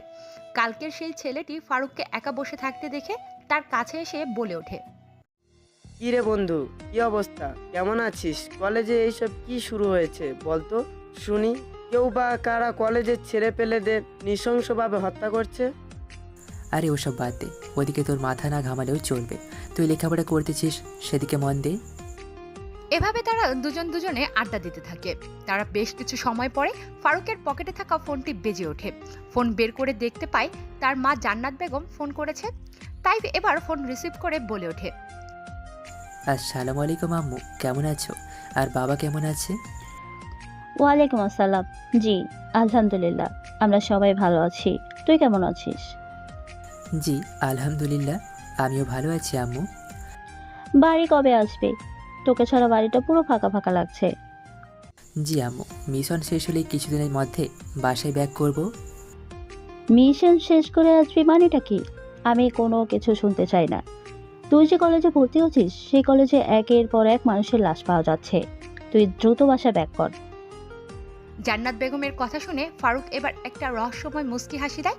সবার অগোচরে আর মনে মনে বলে ওঠে, আরে না, তাদের আজরাইল তো আমি যতক্ষণ না তাদের জান কবজ করছি ততক্ষণ আমি ফিরছি না বাড়ি। কিরে কি হলো? বাসায় কোন দিন ফিরছিস তাহলে? আমি কোনো কথাই শুনতে চাই না, এটাই ফাইনাল কথা। আচ্ছা ঠিক আছে আম্মু, যদি কলেজ থেকে ছুটি পাই তবে বাসায় ফিরবো, দেখি কি করা যায়। এরপর জান্নাত বেগম ফোনটা কেটে দেয় আর ফারুক ফোনটা পকেটে পুরে নেয়। এতক্ষণ মা ছেলের কথা চলছিল। রাকিব এবার বলে ওঠে ফারুকের উদ্দেশ্যে, কি রে, আন্টি ফোন করেছে বুঝি? তা তোকে কোথায় যেতে বলেছে? আর বলিস না, কলেজে যা পরিস্থিতি তাই মা বাসায় যেতে বলেছে। কলেজে পরিবেশ শান্ত হলে আবার কলেজে আসতে হবে, কিন্তু আমি তো যাচ্ছি না। আমি গেলে এসব কাজ করবে কে? মানে কি? আরে বেটা চুপ, কোনো মানে নয়, সোজা ক্লাসে চল। এই বলে যখনই তারা ক্লাসের উদ্দেশ্যে রওনা দেবে ঠিক তখনই তাদের সামনে এসে উপস্থিত হয় রানী ও তার দলবল। ফারুক তাদেরকে দেখে থেমে যায়। এবার রানী বলে ওঠে, কি রে, কলেজে নতুন আসতে না আসতে ক্ষমতা দেখাতে শুরু করেছিস? তুই জানিস না আমি কে? তোকে দেখে নিব। কথাগুলো বলছিল রানী আর হাতের আঙুল দিয়ে ঝাঁকিয়ে ঝাঁকিয়ে ফারুককে উদ্দেশ্য করে বলছিল কথাগুলো। ঠিক তখনই ফারুক রানীর হাতের আঙুলটা ধরে ফেলে এবং নিচের দিকে নামিয়ে দিয়ে বলে ওঠে ফারুক, এই যে হ্যালো ম্যাডাম, আপনার বাবা ব্যবসা সমিতির সভাপতি, কিন্তু আপনি না আপনার বাপের টাকা আছে, আপনার না শো আমাকে পাওয়ার দেখাতে আসবেন না, নইলে সে পাওয়ারে নিজে ঝলসে যাবেন। Good bye. তারপর ফারুক রাকিবকে নিয়ে ক্লাসে চলে যায়। অন্যদিকে ফারুকের এরকম কর্মকাণ্ড দেখে শালিনী রানা সহ তার সকল বন্ধু বান্ধবীরা একেবারে হতবাক। কেউ কোনো কিছু বুঝতেছে না। এই ছেলের পাওয়ার এত দেখায় কোথা থেকে ছোট লোক একটা মানুষ এসে ব্যবসায়ী সমিতির সভাপতির মেয়ের সাথে পায়ে পাল্লা দিয়ে দেয়। সবারই চোখে মুখে একটাই কথা, কে এই ছেলে, ভয় করে না কাউকে। অন্যদিকে কলেজের ভিপি তার দলকে নিয়ে আড্ডা দিয়েছে। কলেজের এক কোণে জিসান ও তার দলবল মিলে মেয়েগুলোকে পাচার করার পরিকল্পনা করছে। তার দলকে নিয়ে কলেজের এক কোণে কলেজের মাঠে ফারুক ও রানী ঝামেলা দেখে তারা সেদিকে তাকায় এবং তাকিয়ে তারা হতবাক, কেননা রানীর সাথে জিসান পেরে ওঠে না। জিসান রানীকে ভয় পায় যেখানে সেখানে একটা হাবাগোবা ছেলে কিনা রানীর মুখে মুখে তর্ক করে, এটা দেখেও ভেবে সবাই হতবাক। জিসান একদৃষ্টিতে তাকিয়ে আছে ফারুকের চলে যাওয়ার দিকে। তারপর সবাই মিলে ক্লাস করে যে যার মতো ক্লাস করে বেরিয়ে পড়ে ভার্সিটি থেকে বাড়ির উদ্দেশ্যে। তারপরে ফারুক রাকিবকে বিদায় দেয়। রাকিব রিস্কা করে চলে যায় তার নিজ গন্তব্যে। অন্যদিকে ফারুক পায়ে হেঁটে এগিয়ে আসে তার নিজ গন্তব্যে। আবারও ফারুককে পেছন থেকে ফলো করছে রানী, কেননা রানীর সন্দেহ হয় ফারুককে, তাই সে ফারুককে ফলো করতে থাকে। কিন্তু ফারুক আনমনে হেঁটে চলছে তার নিজ গন্তব্যে। খানিকটা পথ পায়ে হেঁটে এসে তার সামনে একটি সাদা রঙের অসম্ভব সুন্দর বিএমডাব্লিউ কার এসে থামে। তারপর গাড়ি থেকে নেমে আসে কয়েকটি বডিগার্ড এবং সেই বডিগার্ডগুলো চারদিক দিয়ে ঘিরে রাখে ফারুককে। তারপরে ফারুক সেই গাড়ির ভেতরে প্রবেশ করে। এটা দেখে রানী একেবারে হতবাক। রানী ভাবছে কে এই ছেলে, কেন সে ভার্সিটিতে এসেছে, এসব ভাবছে রানী। তবুও রানী কোনো কুলকিনারা পাচ্ছে না। ফারুক ও তার দলবল গাড়ি নিয়ে চলে যায়। ফারুককে নিজ গন্তব্যে পকেট থেকে ফোন বের করে তার ড্রাইভারকে গাড়ি নিয়ে আসতে বলে। আর কোনো কিছু ভাবতে না পেরে গাড়ি নিয়ে চলে যায় রানী তার নিজ বাড়িতে। এভাবে দেখতে দেখতে রাত হয়ে যায়। এখন রাত 1:45 বাজে। চারদিকে ঘন কালো অন্ধকার নেমে এসেছে। আকাশে কালো কালো মেঘ জমা হয়েছে। চারদিকে পিনপতন নীরবতা বিরাজ করছে, একদম শুনশান নীরবতা। চারদিকটা শুধু পিনপিন ও কিছু মানুষের আনাগোনা পায়ের শব্দ, সাথে ঝিঝি পোকা ও জোনাকি পোকার কোলাহল শুনতে পাওয়া যাচ্ছে। হাইওয়ের রাস্তার ওপরে আবার রাস্তা নিচে দিয়ে গেছে একটি ট্রেনের রেল স্টেশনের লাইন, এবং রাস্তার ওপর দিয়ে হাইওয়ের রাস্তা দিয়ে যাচ্ছে অসংখ্য গাড়ির যানবাহন। কিন্তু রাত বাজে অনেকটা, তাই পুরো রাস্তাটা শুনশান নীরবতা বিরাজ করছে। পিনপিন নীরবতা পুরো এলাকাটা। হাইওয়ের রাস্তার উপরে দাঁড়িয়ে আছে দুটো কালো রঙের গাড়ি, সাথে একটি ট্রাক এবং বেশ কয়েকটি ছেলে পেলে, প্রায় 50 থেকে 60 জন ছেলে হবে। গাড়িগুলো থেকে নেমে আসে স্যুট বুট পরিহিত দুটি লোক। গাড়িগুলো থেকে নেমে এসে কয়েক পা এগিয়ে এসে দুজন দুজনের মুখোমুখি দাঁড়ায়। তারপর একে অপরের হাত বাড়িয়ে দিয়ে হ্যান্ডশেক করে। তারপর অপর পাশে শুভ নামে এক লোক বলে ওঠে, কি মিস্টার আঙ্কুর সাহেব, সব কিছু রেডি করা আছে, 10টার মতো সাপ্লাই দিচ্ছি। আসলে ভাই বলেছে শহরে আপাতত অবস্থা খারাপ, একটা নতুন গ্যাং এসেছে। নিশ্চয়ই শুনেছেন গ্যাংয়ের নাম সম্বন্ধে। কি রে ভাই শুভ, তোর ভাই জিশান আসলো না, তোকে পাঠিয়েছে আমার সাথে ডিল করতে। যদি কিছু চালাকি করিস তো। আরে ভাই, তুই কি পাগল হয়েছিস? আমি খালি হাতে আসবো? তুই কিভাবে ভাবলি? চারিদিকে সিকিউরিটি রেখেছি। না ভালো, আমি তো ভেবেছিলাম তোরা শুধু মাল নিয়ে এসেছিস, বাট কিন্তু এখন তো দেখছি পুরাই ব্যান্ড বাজিনটাকেই নিয়ে এসেছিস। দেখ, তোর নাটক বন্ধ কর, টাকা দে, মাল নিয়ে চলে যা। শহরের পরিচিতি খারাপ, ভাই বলেছে এখানে বেশি সময় থাকা যাবে না। কেন রে, হোস্টেলের মেয়েগুলোর সাথে রাতে তো ভালোই ফষ্টি নষ্টি করছিলিস, আর বাইরে বের হলে তৃতীয় লিঙ্গর মানুষ হয়ে যাস নাকি? দেখ, একদম বাজে কথা বলবি না, না হলে টাকা শুধু তোকে এখানে পুঁতে দিয়ে যাব। আমাকে মারবে এমন কোনো বাপের বেটা নেই এই শহরে। আমি কখন কোথায় এন্ট্রি নেই কেউ জানে না, আমি ছাড়া নিজেই নিজেরটা। ওকে ঠিক আছে, এখানে পুরো 1 কোটি টাকা আছে, মালগুলো নিয়ে চলে গেলাম, টাকাগুলো গুনে নে। এই, তোরা টাকাগুলো গুনে নে, আর আমি মালগুলোকে সাপ্লাই দিচ্ছি। এটা বলে যখনই তারা গাড়ি করে দুজন দুদিকে চলে যেতে যাবে, ঠিক তখনই তাদের মাঝখানে বাইক নিয়ে আগমন করে একটি আগন্তুক। আগন্তুকটির পরনে আছে ব্ল্যাক স্যুট, ব্ল্যাক জ্যাকেট, চোখে মোটা ফ্রেমের সানগ্লাস, পায়ে কেস, হাতে রুমাল বাঁধা। বাইকটা স্টাইল করে তাদের সামনে আসে। হঠাৎ করে এরকম কারো আগন্তুকের আগমন দেখে তারা পাশে দাঁড়িয়ে থাকা শুভ বলে ওঠে, চমকে গিয়ে, আব্বে শালা, দিলি তো চমকাই। এমনি আছি ভয়ে, তার উপরে দিলি আবার এসে চমকে। দাঁড়া, একটু মাটি খেয়ে নিই। শুভর এরকম কথা শুনে আগন্তুকটি কি বলবে কোনো কিছু ভেবে পাচ্ছে না। তার পাশে দাঁড়িয়ে থাকা তার বিপরীত দলের অঙ্কর নামের সেই ছেলেটি বলে ওঠে, আরে শালা, হাফ লেডিস দাঁড়া, তোরা 2 ভাই শুধু মেয়েদের কাছেই হিরো, বাকিদের কাছে জিরো। ওই তুই কে রে? এখানে এখন অঙ্কুর ভাই আসবে মাল সাপ্লাই নিতে, তাহলে তুই কেন এখানে এসেছিস? জীবনের দয়া মায়া নেই নাকি? অঙ্কুর নামের গুন্ডাটি মুখে এরকম কথা শুনে আগন্তুকটি এবার উচ্চস্বরে হাসতে থাকে। হাসতে হাসতে গড়াগড়ি খাচ্ছে মাটির সাথে, একবার এদিক ছোটাছুটি করছে তো একবার ওদিক। আগন্তুকটির এরকম পাগলামো দেখে বাকি 2 দলের গুন্ডাদের বস বেশ ঘাবড়ে যায়। তাদের শরীর থেকে টপ টপ করে ঘাম ঝরতে শুরু করেছে। কেউ কোনো কিছু বুঝতে না, কে এই আগন্তুক, কে এই পাগল। এভাবে কেটে যায় বেশ খানিকটা সময়। কিছু সময় পরে সেই আগন্তুকটি তার পাগলামো বন্ধ করে দেয়। তারপর অঙ্কুর নামে সেই গুন্ডাদের সামনে এসে দাঁড়ায় এবং পেছন থেকে 9mm সাইলেন্সার একটি বন্দুক বের করে হাতে এরকম বন্দুক দেখে এবার শুভ নামে সেই গুন্ডাটা বলে ওঠে, কিরে, সবার হাতে বন্দুক মানায় না, কোমর থেকে খেলনার বন্ধু বের করে কি আমাদেরকে লুটতে চাচ্ছিস? তোর চারপাশে ভালো করে তাকিয়ে দেখ, কতগুলো ছেলে দাঁড়িয়ে আছে। শুভ নামের গুন্ডাটির মুখে এরকম কথা শুনে আগন্তুকটি এবার তার হাতে থাকা বন্দুকটি থেকে সাইলেন্সারের নলটা খুলে ফেলে দেয়। তারপরও কোনো কথা ছাড়াই শুভর নামের সেই গুন্ডাটির পায়ে পরপর দুটা গুলি করে। এরকম হঠাৎ কিছু ঘটে যাওয়াতে সবাই ঘাবড়ে যায়। সবাই কাজ বন্ধ করে সেদিকে তাকিয়ে আছে। আগন্তুকটি চারদিক দিয়ে ঘিরে রেখেছে শত শত বন্দুক। তারপর আগন্তুকটি বলে ওঠে, কোনো লাভ নেই, কোনো লাভ নেই। আমি শূন্য হাতে এসেছি, কিন্তু আমি তোদেরকে খালাস করে যাব। জানিস তো, আমি এমনি এমনি এন্ট্রি নেই না, আর এন্ট্রি নিলে হজে ছাড়ি না। আগন্তুকটির মুখে একথা শুনে এবার অঙ্কুর নামের সেই গুন্ডাটি ধাক্কা দিতে থাকে আগন্তুকটিকে। আগন্তুকটি আর কোনো কিছু বুঝে ওঠার আগেই পরপর 4টি বুলেট চালায়। তাদের পায়ের উপরে কিছুটা ছিটকে গিয়ে পড়ে তারা। তারপর সেই গুন্ডা দুটো হাতের ইশারায় আগন্তুকটিকে মারতে বলে এবং বাকি সব গুন্ডাগুলো এগিয়ে যায়। আগন্তুকটিকে মারার উদ্দেশ্যে যখনই আগন্তুকটির হাতের ইশারা দেয়, সাথে সাথে যেন বুলেটের বৃষ্টি হতে থাকে। সেই হাইওয়ে ব্রিজের উপরে 9mm AK-47 বন্দুক থেকে হঠাৎ করে কোথা থেকে এত বুলেটের বৃষ্টি হওয়াতে দুই দলের কেউই বুঝে উঠতে পারছে না। গোলাগুলিতে দুই দলেরই লোক সংখ্যা নিহত হয়। পুরো খেলার মাঠ ময়দান ফাঁকা হয়ে যায়। এখন শুধু আগন্তুক অর্থাৎ ফারুকের সামনে দাঁড়িয়ে আছে শুভ ও অঙ্কুর। তারপর হেলতে দুলতে ফারুক তাদের সামনে যায়।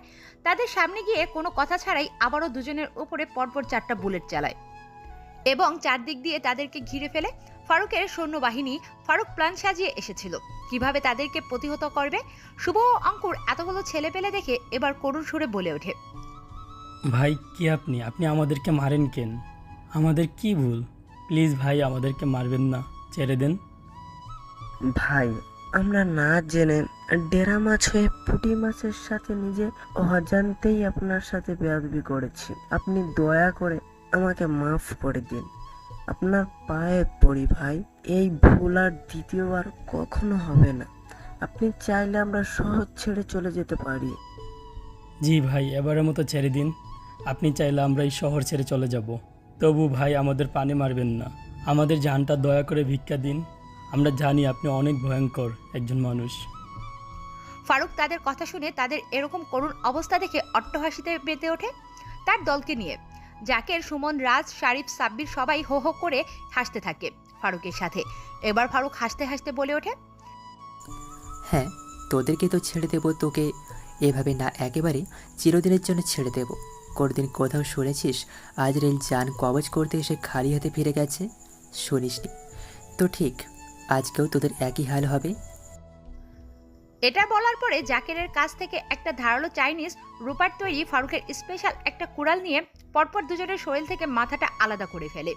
মাথাগুলো ছিটকে গিয়ে কোনো এক ঝোপঝাড়ে পড়ে আর নিথর দেহটা সেখানে ছটফট করতে করতে শেষ নিঃশ্বাস ত্যাগ করে। পুরো রাস্তাটাই শুধু রক্ত আর রক্ত ছাড়া যেন কোনো কিছুই বোঝা যায় না। ফারুকের এরকম নির্মম ভয়ঙ্কর হায়নাদের মতো রূপ দেখে সেখান থেকে পালিয়ে যায় অন্য এক ব্যক্তি প্রাণ বাঁচানোর ভয়ে। সে গাছের আড়ালে লুকিয়েছিল। সেখান থেকে ফারুকরা চলে যাওয়ার পরে সে গাছের আড়াল থেকে হাঁপাতে হাঁপাতে দৌড়াতে থাকে তার নিজ গন্তব্যে, যেন সে অনেক কষ্ট করে তার জান নিয়ে ফিরছে আজরাইলের হাত থেকে। ফারুকরা চলে যায় তার নিজ গন্তব্যে, আর সেই লোকটি হাঁপাতে হাঁপাতে চলে আসে তার নিজ পরিত্যক্ত এক গোডাউনে। গোডাউনের ভিতর বসে আছে বেশ কিছু ছেলে পেলে, সাথে মদ পান ও ড্রিঙ্কস করছে বিভিন্ন অ্যালকোহল দিয়ে। ছেলেটি হাঁপাতে হাঁপাতে উপস্থিত হয় তাদের সামনে। ছেলেটিকে এভাবে হাঁপাতে দেখে জিসান নামের সেই ভিপি ছেলেটি বলে ওঠে, কিরে, তোর কি হয়েছে? এভাবে দৌড়াচ্ছিস কেন? আর কি দেখে এত ভয় পেলি হাঁপাচ্ছিস কেন? ভাই, আমি মরতে চাই না ভাই, আমি বাঁচতে চাই ভাই, আমাকে বাঁচাও ভাই, আমি মরতে চাই না। কে তোকে মারবি? কার এত বুকের পাটা? কি হয়েছে খোলসা করে বল তো শুনি, আমরা তো আসি নাকি? ভাই, ও আমাকে জানে মেরে ফেলবে ভাই, ভাই আমাকে বাঁচাও ভাই, আমি মরতে চাই না ভাই, ও ও আমার প্রাণ নিয়ে নেবে ভাই, ওই হিংসুক নরখাদক হায়না থেকে আমাকে বাঁচাও ভাই। দেখ, তুই আমাকে বল, তোকে কে মারবি, কেন মারবি, তোর কি হয়েছে একটু ক্লিয়ার করে বল তো। আমরা এতজন আসি, তোর ভয় নেই? ভাই, আমি আজরাইল দেখেছি ভাই, আমার জান নিয়ে নেবে ভাই, আমি অনেক কষ্ট করে পালিয়ে এসেছি সেখান থেকে, কিন্তু আমি জানি না ভাই বেশিক্ষণ বাঁচতে পারবো কি না ভাই।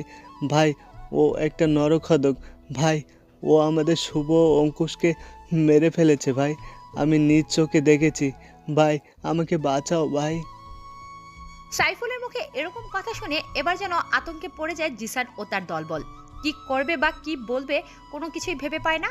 হাত পা অলরেডি কাঁপা শুরু করে দিয়েছে, যেন পুরো বডিটা অবশ হয়ে আসে। সাইফুলের কথায় যেন তারা ঘাবড়ে গেছে, শরীরটা ঘেমে একাকার হয়ে গেছে।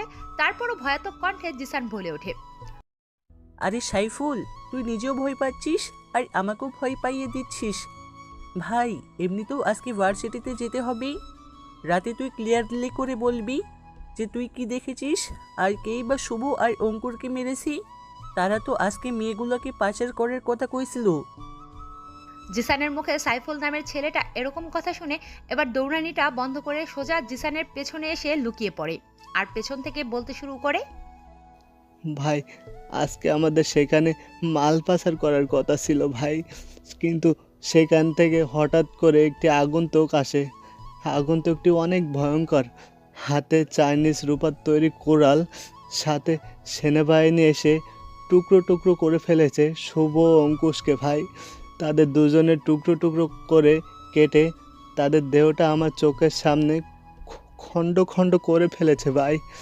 আজরাইল নামক অদ্ভুত প্রাণীটি ভাই ও হায়নাদের থেকেও ভয়ানক। আমি জানি না ভাই আমি বাঁচতে পারবো কি না, প্লিজ ভাই আমাকে বাঁচাও, আমাকে বাইরের দেশে পাঠিয়ে দিও, আমি বাঁচতে চাই ভাই, আমি বাঁচতে চাই। সাইফুলের এরকম পাগলামো দেখে সত্যি এবার ঘাবড়ে যায় জিসান। সাইফুলকে অনেক শান্ত করিয়ে ঘুমের ইঞ্জেকশন দিয়ে ঘুম পাড়িয়ে রাখে। তারপর তারা বেশ কিছু সময় এভাবেই কাটিয়ে দেয়। এখন পুরোপুরি রাত বাজে 3টা। জিসান গাড়ি নিয়ে বেরিয়ে পড়ে ভার্সিটির হোস্টেলের উদ্দেশ্যে। ভার্সিটিতে প্রবেশ করে হোস্টেলের মধ্যে ঢুকে শিলা নামের মেয়েটির রুমে নক করে জিসান। শিলার রুমে আরও দুজন আসে, শাইলা আর তিতলি। শিলা ভেতর থেকে দরজা খুলে দেয়। জিসান রুমের ভেতরে প্রবেশ করতেই শিলার ঠোঁট জোড়া নিজের দখলে নিয়ে নেয়, ঠোঁটগুলো চুষতে থাকে। তারপর শিলাকে কোলে তুলে নিয়ে নেয়, তারপর খাটে গিয়ে শিলাকে শুইয়ে দেয়। সাথে শাইলা ও তিতলি কেউ খাটে এনে শুইয়ে দেয়। তারপরে তাদের তিনজনের শরীরের উপর নিজের পুরুষত্বের জোর খাটাতে থাকে। একে একে তাদের তিনজনকে শারীরিক ভোগ করতে থাকে জিসান। তারা বাধা দিতে চাইলেও জিসান তাদের বাধা উপেক্ষা করে তাদের সাথে শারীরিক সম্পর্ক করতে থাকে। শুধু আজকেই নয়, ভার্সিটির অধিকাংশ মেয়ের সাথেই সে শারীরিক সম্পর্ক করে জোরপূর্বকভাবে। মেয়েরা এরকম কর্মকাণ্ডে অতিষ্ঠ হয়ে উঠেছে, তবুও তারা কোনো কিছু করতে পারে না, কেননা জিসান তাদেরকে ভয় দেখায়। এটা করবে ওটা করবে এ ভয় দেখিয়ে তাদের সাথে খারাপ করে। তাদের তিনজনকে নিজের মতো করে ভোগ করে তাদের তিনজনের উপর কাপড় ছুঁড়ে দিয়ে ফেলে দেয়। তারপরে নিজের কাপড় পরে আবার বেরিয়ে চলে যায় তার নিজ গন্তব্যে। পরের দিন সকালে ভার্সিটিতে আবারও ফারুক আসে। এই খবরটাও ছড়িয়ে পড়ে সারা ভার্সিটিতে। শুভকে কেউ বা কারা মেরেছে নৃশংসভাবে। পুরো ভার্সিটিতে প্রভাব ফেলেছে এই ঘটনাটা। ভার্সিটিতে প্রবেশ করে ফারুক আড্ডা দিচ্ছে। ঠিক তখনই রানী তাদের সামনে আসে। রানী এসে বলতে শুরু করে, ওই যে হিরো, এই দিকে আয়। তুই কে সত্যি করে বলতো, সেদিন তোকে দেখলাম একটা দামি গাড়িতে করে, তুই কোথায় যেন চলে গেলি? রানীর মুখে ফারুকের কথা শুনে একেবারে থ মেরে যায়। ফারুক ভয়ে একাকার, কেননা ফারুক ভেবে নিয়েছে যে আজকে তার আসল পরিচয় সবাই জেনে যাবে। ফারুক যখনই কোনো কিছু বলতে যাবে ঠিক তখনই ভার্সিটির মাঝে প্রবেশ করে বেশ কয়েকটি পুলিশের গাড়ি। গাড়িগুলো থেকে নেমে আসে কয়েকটি অফিসার এবং রানীর সামনে এসে বলে ওঠে, আপনাদের মধ্যে রানীকে থানায় কমপ্লেন করেছিল, যে কারণে আমরা তাকে ধরতে এসেছি। জি স্যার, আমি রানী। আর এই হচ্ছে ফারুক। এই ছেলেটা আমাকে প্রতিদিন কলেজে ডিস্টার্ব করে, আমাকে ভালোবাসার কথা বলে। আজকে তো একদম সীমা অতিক্রম করে ফেলছে। একে এখন গ্রেফতার করুন। কি রে, দিন দুপুরে মেয়েদেরকে ডিস্টার্ব করা হচ্ছে? থানায় একবার চল, পুলিশের 16 ঘা কাকে বলে তোকে বুঝিয়ে দিচ্ছি। এরপর ফারুককে কোনো কিছু বলার সুযোগ না দিয়ে তাকে টেনে হিঁচড়ে গাড়িতে তুলে নিয়ে চলে আসে থানায়। অফিসার থানায় নিয়ে এসে ফারুককে রশির সাহায্যে চেয়ারের সাথে বেঁধে ফেলে। অন্যদিকে রানা এই দৃশ্য দেখে বলে ওঠে, কিরে রানী, এটা তুই কিভাবে করলি? বেটাকে তো আচ্ছা জব্দ করেছিস তোর বাবাকে বলে। ভালোই করেছিস বেটাকে, এখন তোর বাবাকে বলে ধোলাই করার ব্যবস্থা কর। সেটা অনেক আগে ব্যবস্থা করে রেখেছে, এতক্ষণে হয়তো শুরু হয়েছে। দেখ রানী, ছেলেটা কিন্তু অনেক ভালো, তোর সাথে কিন্তু ছেলেটা খারাপ ব্যবহার করেনি। তাহলে তুই কেন ছেলেটার সাথে এরকম করলি? মিথ্যা মিথ্যা শুধু ছেলেটাকে জেলে ফাঁসিয়ে দিলি। এভাবে করলে কিন্তু আমি তোর সাথে বন্ধুত্ব রাখবো না, কারণ যে মানুষকে সম্মান দিতে পারে না সে প্রকৃত বন্ধুও হতে পারে না। এই বলে শালিনী সেখান থেকে চলে যায়। অন্যদিকে ফারুককে তুলে নিয়ে গেছে খবর পেয়ে গেছে ফারুকের দলের ছেলেদের কানে, যাকে সুমন, সাব্বির, শারিফ, রাজ তাড়াতাড়ি ছেলেপেলেগুলোকে নিয়ে চলে আসে থানার সামনে। প্রায় 5 থেকে 6টি ট্রাক ভর্তি করে ছেলেপেলে, লাঠি, হকি স্টিক, ব্যাট আরো অনেক কিছু সরঞ্জাম নিয়ে হাজির হয়েছে থানার সামনে। ইন্সপেক্টর যখনই ফারুকের গায়ে হাত দিতে যাবে ঠিক তখনই কনস্টেবল সাহেব এসে বলে ওঠে, স্যার স্যার ওকে মারবেন না স্যার, স্যার বাইরে আসেন স্যার, বাইরে অনেক ছেলেপেলে এসেছে, থানায় ভাঙচুর করা শুরু করেছে আর আপনাকে ডাকছে। কনস্টেবল সাহেবের কথা শুনে অফিসার ফারুককে মারা বন্ধ করে থানার বাইরে যায়। থানার বাইরে গিয়ে দেখে সত্যি দেখতে পায় অনেকগুলো ছেলেপেলে এসেছে। সাথে জাকিরকে দেখে অফিসার বলে ওঠে, ভাই আপনি থানায় আসতে গেলেন কেন? ভাই আপনি আমাকে একটা ফোন দিলেই তো হতো, আমি নিজেই চলে যেতাম আপনার ওখানে। শুধু শুধু আপনি কেন কষ্ট করলেন ভাই? চুপ শালা জানোয়ারের বাচ্চা, তোর সাহস কি করে হয় ভাইকে তুলে আনার? তুই জানিস ভাইকে? ভাই আমি তো আপনার কোনো ছেলে পেলে তুলে নিয়ে আসিনি। তাহলে ভাই আপনি কার কথা বলছেন? আরে শালা জানোয়ারের বাচ্চা, তুই যাকে থানার ভিতরে আটকে রেখেছিস সে হলো আমাদের ভাই, আর তুই ভাইয়ের গায়ে হাত দিয়েছিস, তোকে তো কেউ বাঁচাতে পারবে না। অফিসারটা একথা শোনার সাথে সাথে থানার ভেতরে ঢুকে হুমড়ি খেয়ে লকারের গেট খুলে ফারুকের 2 পা জড়িয়ে ধরে হাউমাউ করে কাঁদতে থাকে। সাথে প্রাণটা ভিক্ষা চায় ফারুকের হাত থেকে, যেন তার প্রাণটা ভিক্ষা দেয়। ফারুক এবারের মতো সে না জেনেই ভুল করে ফেলেছে ফারুকের সাথে। তারপর ফারুকের বান খুলে দেয়। ফারুকও কোনো কিছু না বলে অফিসারের সামনে আসে। তারপর অফিসারের গালে পরপর বেশ কয়েকটা থাপ্পড় লাগিয়ে দিয়ে ফারুক বলে ওঠে, শোন, তোকে সরকার এই পোশাকটা দিয়েছে মানুষের সেবা করার জন্য, মানুষের ক্ষতি করার জন্য নয়। তুই বড় লোকদের কথা শুনে গরিব মানুষদের তুলে নিয়ে এসে তাদের উপর অত্যাচার করবি, এর শাস্তি তো তুই পাবি। ভাই এবারের মতো মাফ করে দিন ভাই, আমি না জেনে ভুল করে ফেলেছি, আমি আপনাকে চিনতে পারিনি, আর এবারের মতো আমার প্রাণটা ভিক্ষা দিন ভাই। ওকে, তোকে ছেড়ে দেবো, তবে এই শহরে কোথায় কখন অপরাধীরা ক্রাইম করে তার সকল ডিটেলস আমার ছেলেদের হাতে তুলে দিবি, আর নেক্সট টাইম এরকম করলে সোজা জানে মেরে ফেলবো। এই বলে অফিসারকে শাসিয়ে সেখান থেকে চলে যায় আমাদের মেন্টাল ফারুক। তারপর ফারুক তার সাঙ্গপাঙ্গকে নিয়ে থানা থেকে বেরিয়ে যায়। তার কিছুক্ষণ পরেই ভার্সিটিতে প্রবেশ করে ফারুককে কলেজের ভেতরে ঢুকতে দেখে আবার সবাই এক দৃষ্টিতে তাকিয়ে থাকে। সবাই ভেবে নিয়েছিল ফারুক আজকে শেষ, কেননা রানী যতবারই মিথ্যে বলে ছেলেদেরকে জেলে পাঠিয়েছে ততবার হয় ছেলেরা এই কলেজ থেকে লাস্ট টিকেট হয়েছে বা তাদের সাজা হয়েছে। কিন্তু ফারুককে এভাবে হেলতে দুলতে দেখে রানী শুদ্ধ তার বন্ধুরা বেশ অবাক হয়েছে। সাথে সাথে কলেজের ভিপি জিসানও বেশ অবাক হয়েছে। ফারুক সোজা হেলতে দুলতে পায়ে হেঁটে রাকিবের কাছে গিয়ে বসে পড়ে। রাকিব জলজান্ত ফারুককে এভাবে পেয়ে হেঁটে তার কাছে আসতে দেখে বেশ অবাক হয়েছে।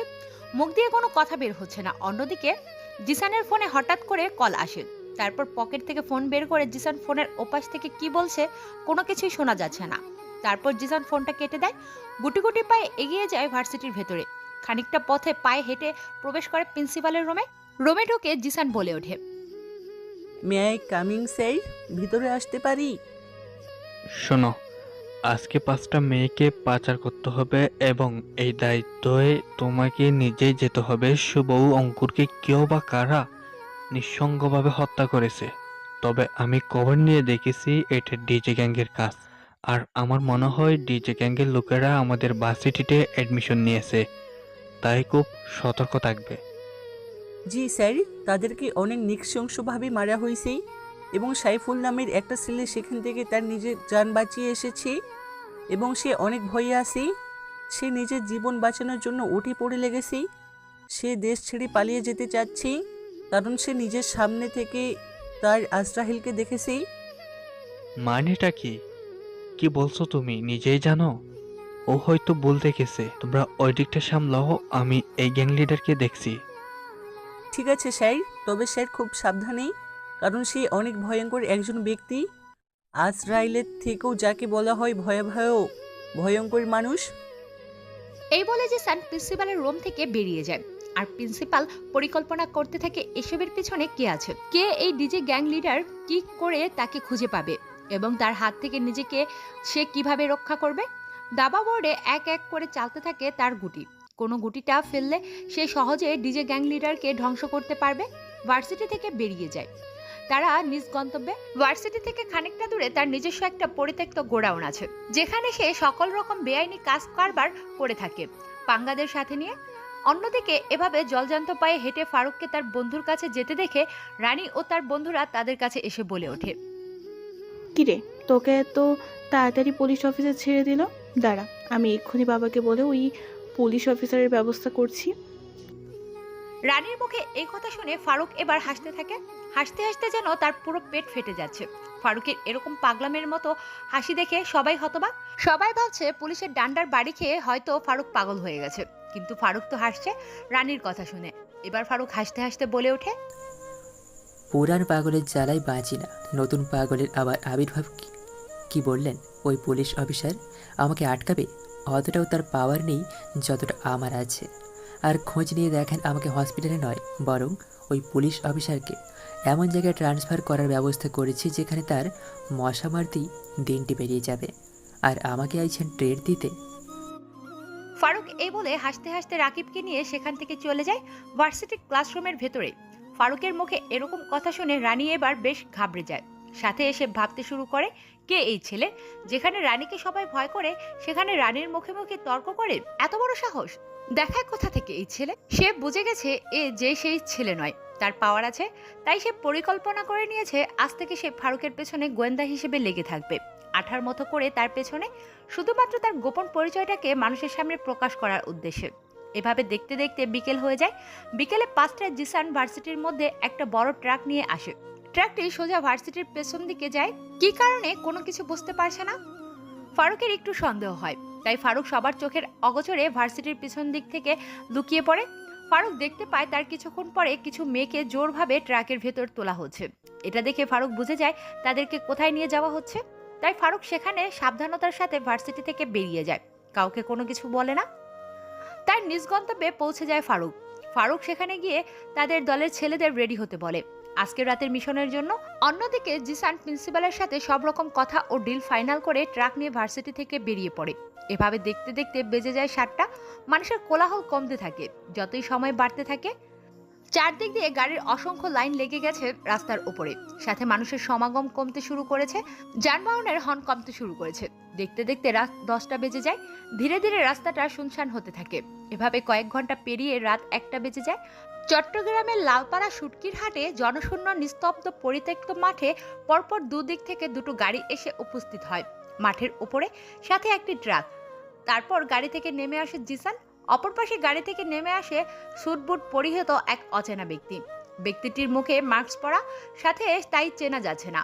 এবার জিসান হাত বাড়িয়ে দিয়ে বলে ওঠে, hello, nice to meet you. Yes, nice to meet you. And how are you? Yes, I am fine. And you? Yes, I am also fine. By the way, সব কিছু রেডি করে আছে তো? Yes, সব কিছু রেডি করে। আচ্ছা, টাকা দেখেন, মাল নিয়ে চলে যাবেন। অন্যদিকে উপস্থিত হয়েছে ফারুক ও তার দলবল। ফারুক তাদের দুজনের মধ্য থেকে জিসানকে চিনে আগে থেকে, কিন্তু অপরজনকে ঠিক চিনতে পারছে না। তাই ফারুক একটা ফ্লাইং মাইক্রোফোন ও ক্যামেরা ফিট করে ড্রোনের মাধ্যমে উড়িয়ে দেয় তাদের কাছে। অবশেষে দ্বিতীয় আগন্তুকটির পরিচয় ফারুক পেয়ে যায়। সেটা আর কেউ না, একটি মেয়ে। আর মেয়েটি হচ্ছে সিলেট শহরের অন্যতম আবাসিক হোটেলের একজন পতিতা, যে মেয়েদের নিয়ে ব্যবসা করে, সেই দীপশিখা। ফারুক তাকে চিনতে পেরে যখনই এন্ট্রি নেবে, ঠিক তখনই আরেকটি গাড়ি করে কোনো এক আগন্তুক আসে। স্যুটবুট পরিত এক আগন্তুক। আগন্তুকের মুখে মাস্ক, চোখে কালো রঙের মোটা ফ্রেমে সানগ্লাস, মাথায় রঙিন ক্যাপ, হাতে রুমাল বাঁধা, কোমরে বন্দুক, হাতে ব্যাগ, পায়ে হেঁটে সোজা চলে আসে জিসানের ও দীপশিখার কাছে। তাদের সামনে আসতেই জিসান বলে ওঠে, হু আর ইউ ম্যান? কিন্তু তবু আগন্তুকটি কোনো কথা বলছে না। বাক্যটা রাস্তার উপরে রেখে আস্তে করে স্লো মোশনে মাথা থেকে টুপিটা সরিয়ে নেয়। তারপর চোখে দেওয়া মোটা ফ্রেমের কালো চশমাটা খুলে ফেলে, মুখের মাস্কটাও খুলে ফেলে। আগন্তুকটিকে দেখে জিসান হতবাক, কেননা তার সামনে স্বয়ং দাঁড়িয়ে আছে প্রিন্সিপাল। প্রিন্সিপালকে স্বয়ং তার সামনে দাঁড়িয়ে থাকতে দেখে জিসান হতবাক দৃষ্টিতে তাকিয়ে আছে প্রিন্সিপালের দিকে। তারপর মৃদু কণ্ঠে জিসান প্রিন্সিপালকে উদ্দেশ্য করে বলে ওঠে, স্যার আপনি এখানে কিভাবে? আমি তো পুরাই surprise. Yes my boy, yes. অন্যদিকে ফারুক তার সাঙ্গপাঙ্গদের নিয়ে আড়াল থেকে দেখছিল তাদের কৃতকর্ম। ফারুক প্রিন্সিপালের বলা কথা ও প্রিন্সিপালকে দেখে একেবারে হতবাক। ফারুক বুঝে যায় প্রিন্সিপাল এসবের মাথা। প্রিন্সিপাল হলো নাটের গুঁড়ো, এসবের লিডার। প্রিন্সিপাল এবার চারদিকটা ভালো করে তাকিয়ে জিসান ও দীপশিখার উদ্দেশ্যে বলে ওঠে, শোনো, আমি এখানে একটা গোপন খবর পেয়ে এসেছি, তোমাদেরকে সতর্ক করতে এসেছি। এইখানে ডিজি গ্যাংয়ের গ্যাং লিডার খবর পেয়ে গেছে তোমরা এখানে মেয়ে পাচার করছো, তাই তোমাদের সতর্ক করতে এলাম। তোমরা এখান থেকে দ্রুত ডিল ফাইনাল করে যে যাওয়ার উদ্দেশ্যে বেরিয়ে পড়ো, না হলে কেউ প্রাণ নিয়ে বেরিয়ে যেতে পারবে না এইখান থেকে। এটা বলে প্রিন্সিপাল সেখান থেকে যখনই গাড়ি করে চলে আসতে যাবে ঠিক তখনই তার গাড়ির সামনে এসে হাজির হয় ফারুক। ফারুককে দেখে প্রিন্সিপাল অবাক হয়ে তাকিয়ে আছে। এক দৃষ্টিতে শুনশান নীরবতা পরিত্যক্ত এই শুটকির হাটে জনশূন্য নিস্তব্ধ একটি এলাকাতে কে এই ছেলে তার সামনে দাঁড়িয়ে আছে, এটা দেখে প্রিন্সিপাল বলে ওঠে, কে তুই? মরার পাকনা গজিয়েছে নাকি যে আমার গাড়ির সামনে এসে দাঁড়িয়েছিস? গাড়ির সামনে থেকে সরে যা। প্রিন্সিপালের কথা শুনে ফারুক এবার উচ্চস্বরে হাসতে থাকে। হাসতে হাসতে প্রিন্সিপালের চারদিকে ঘুরতে থাকে। তারপর বলে ওঠে, যদি না শুনি তো কি করবি বল শুনি। তুই কলেজের প্রিন্সিপাল হয়ে মেয়ে পাচার, নারী পাচার, শিশু পাচার, ড্রাগস স্মাগলিং করিস, তোকে কি করে ছাড়ি বল? ফারুকের মুখে একথা শুনে প্রিন্সিপাল বুঝে গেছে এটাই ডিজে গ্যাং লিডার। ও আরেকটা কথা, সাইফুল সেদিন এ দেশ থেকে পালিয়ে গেছে কাউকে কোনো কিছু না জানিয়ে। তারপর অন্য দিক থেকে জিসান এসে ফারুককে ধাক্কা দিতে দিতে বলে ওঠে, কে রে তুই? তোর সাহস কি করে হয় প্রিন্সিপাল স্যারের সাথে এভাবে কথা বলার? আবে কে তুই রে? এখান থেকে জীবিত ফিরতে পারবি না।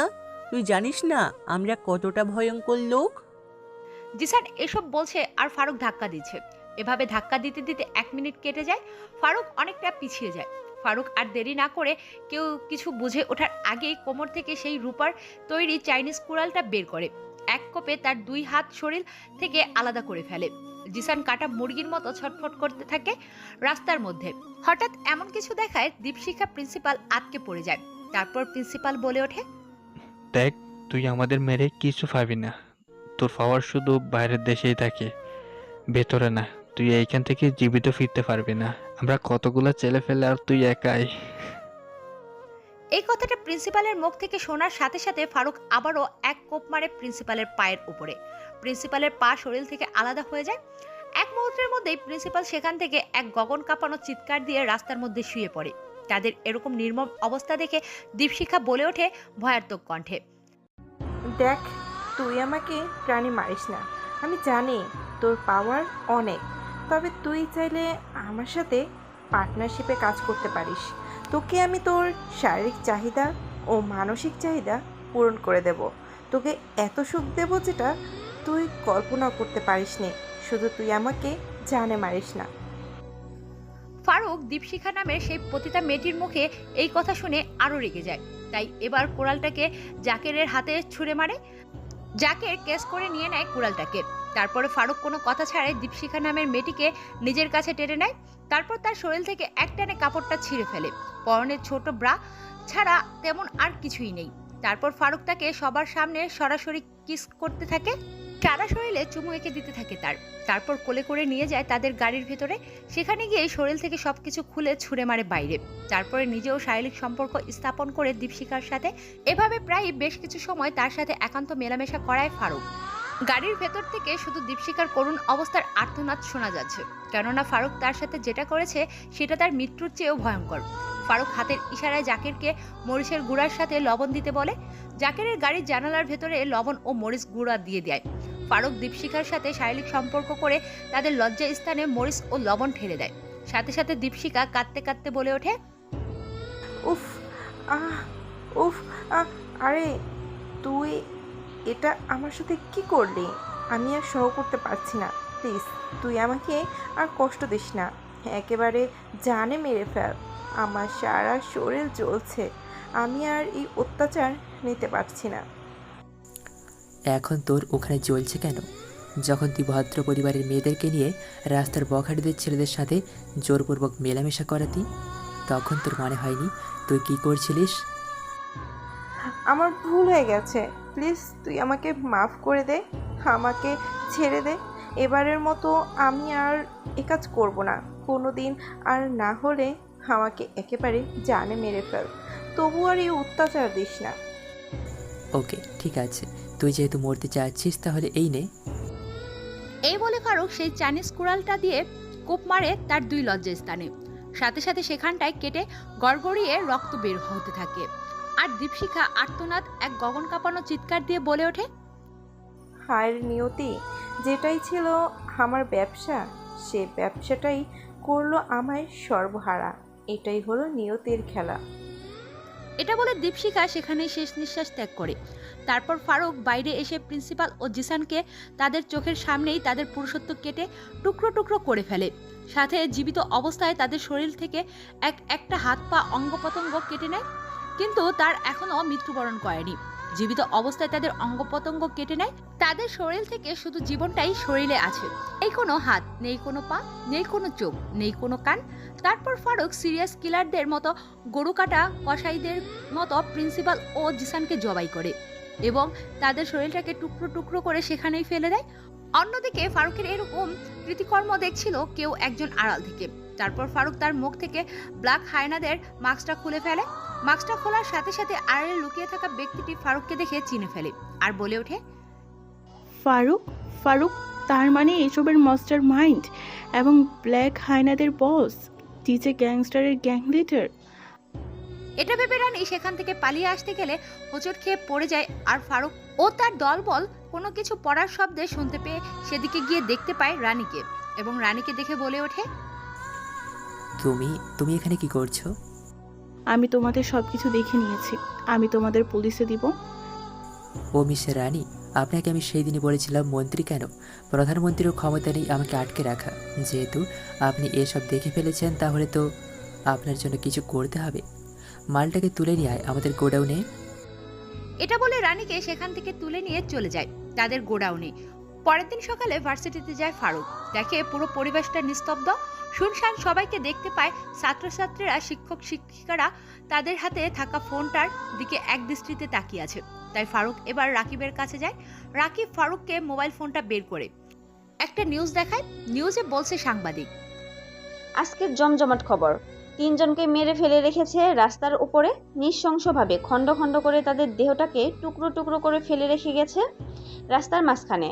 তাদের মধ্যে একজন মেয়ে, একজন কলেজের বিপি, আরেকজন কলেজের প্রিন্সিপাল। তবে মৃত্যুর বৈশিষ্ট্য দিতে গেলে শুধু ভয় নয়, বরং আতঙ্কে পড়ে যেতে পারে। যাকে বলে নির্মমভাবে মৃত্যু দেওয়া হয়েছে তাদের। এসবের পিছনে আছে ব্ল্যাক হায়নাদের বস ডিজে গ্যাংয়ের গ্যাং লিডার। বিপি ও প্রিন্সিপাল মিলে অবৈধ কাজ করত। এসব জানতে পেরে গ্যাং লিডার এসে তাদেরকে ধ্বংস করে দিয়েছে বলে এই মুহূর্তে জানিয়েছে পুলিশ অফিসার। এই খবরটা ছড়িয়ে পড়েছে সারা বাংলাদেশে, প্রভাব ফেলেছে ছাত্রছাত্রীদের মাঝে, আন্দোলন লেগে গেছে চারিদিকে। অন্যদিকে রানীকে খুঁজে পাওয়া যাচ্ছে না দেখে তার বাবা চারদিকে পুলিশ লাগিয়ে দিয়েছে তার মেয়েকে খোঁজার জন্য। ভার্সিটির পর্ব শেষ করে ফারুক চলে যায় পরিত্যক্ত নিস্তব্ধ গোডাউনে। সেখানে গিয়ে রানীকে খাবার দেয় আর বলে ওঠে, এই নাও খাবারটা খেয়ে নাও আর বিয়ের জন্য প্রস্তুতি নাও। বিয়ে মানে? কার সাথে? কিসের বিয়ে? কোন বিয়ে? আসলে আমার মা বিয়ে কর বলে আমার কানটাকে ঝালাপালা করে দিচ্ছে। তাই যেহেতু তুমি দেখতে শুনতে বেশ সুন্দর এবং আমার মায়ের পছন্দ আছে বলে জানিয়েছে আমার মা, তাই তোমাকে এখন আমায় বিয়ে করতে হবে। তুই ভাবলি কি করে তোর মা আমাকে বিয়ে করতে বললো আর আমি তোকে বিয়ে করব? এটা তুই শুধু স্বপ্ন দেখবি, বাস্তবে না।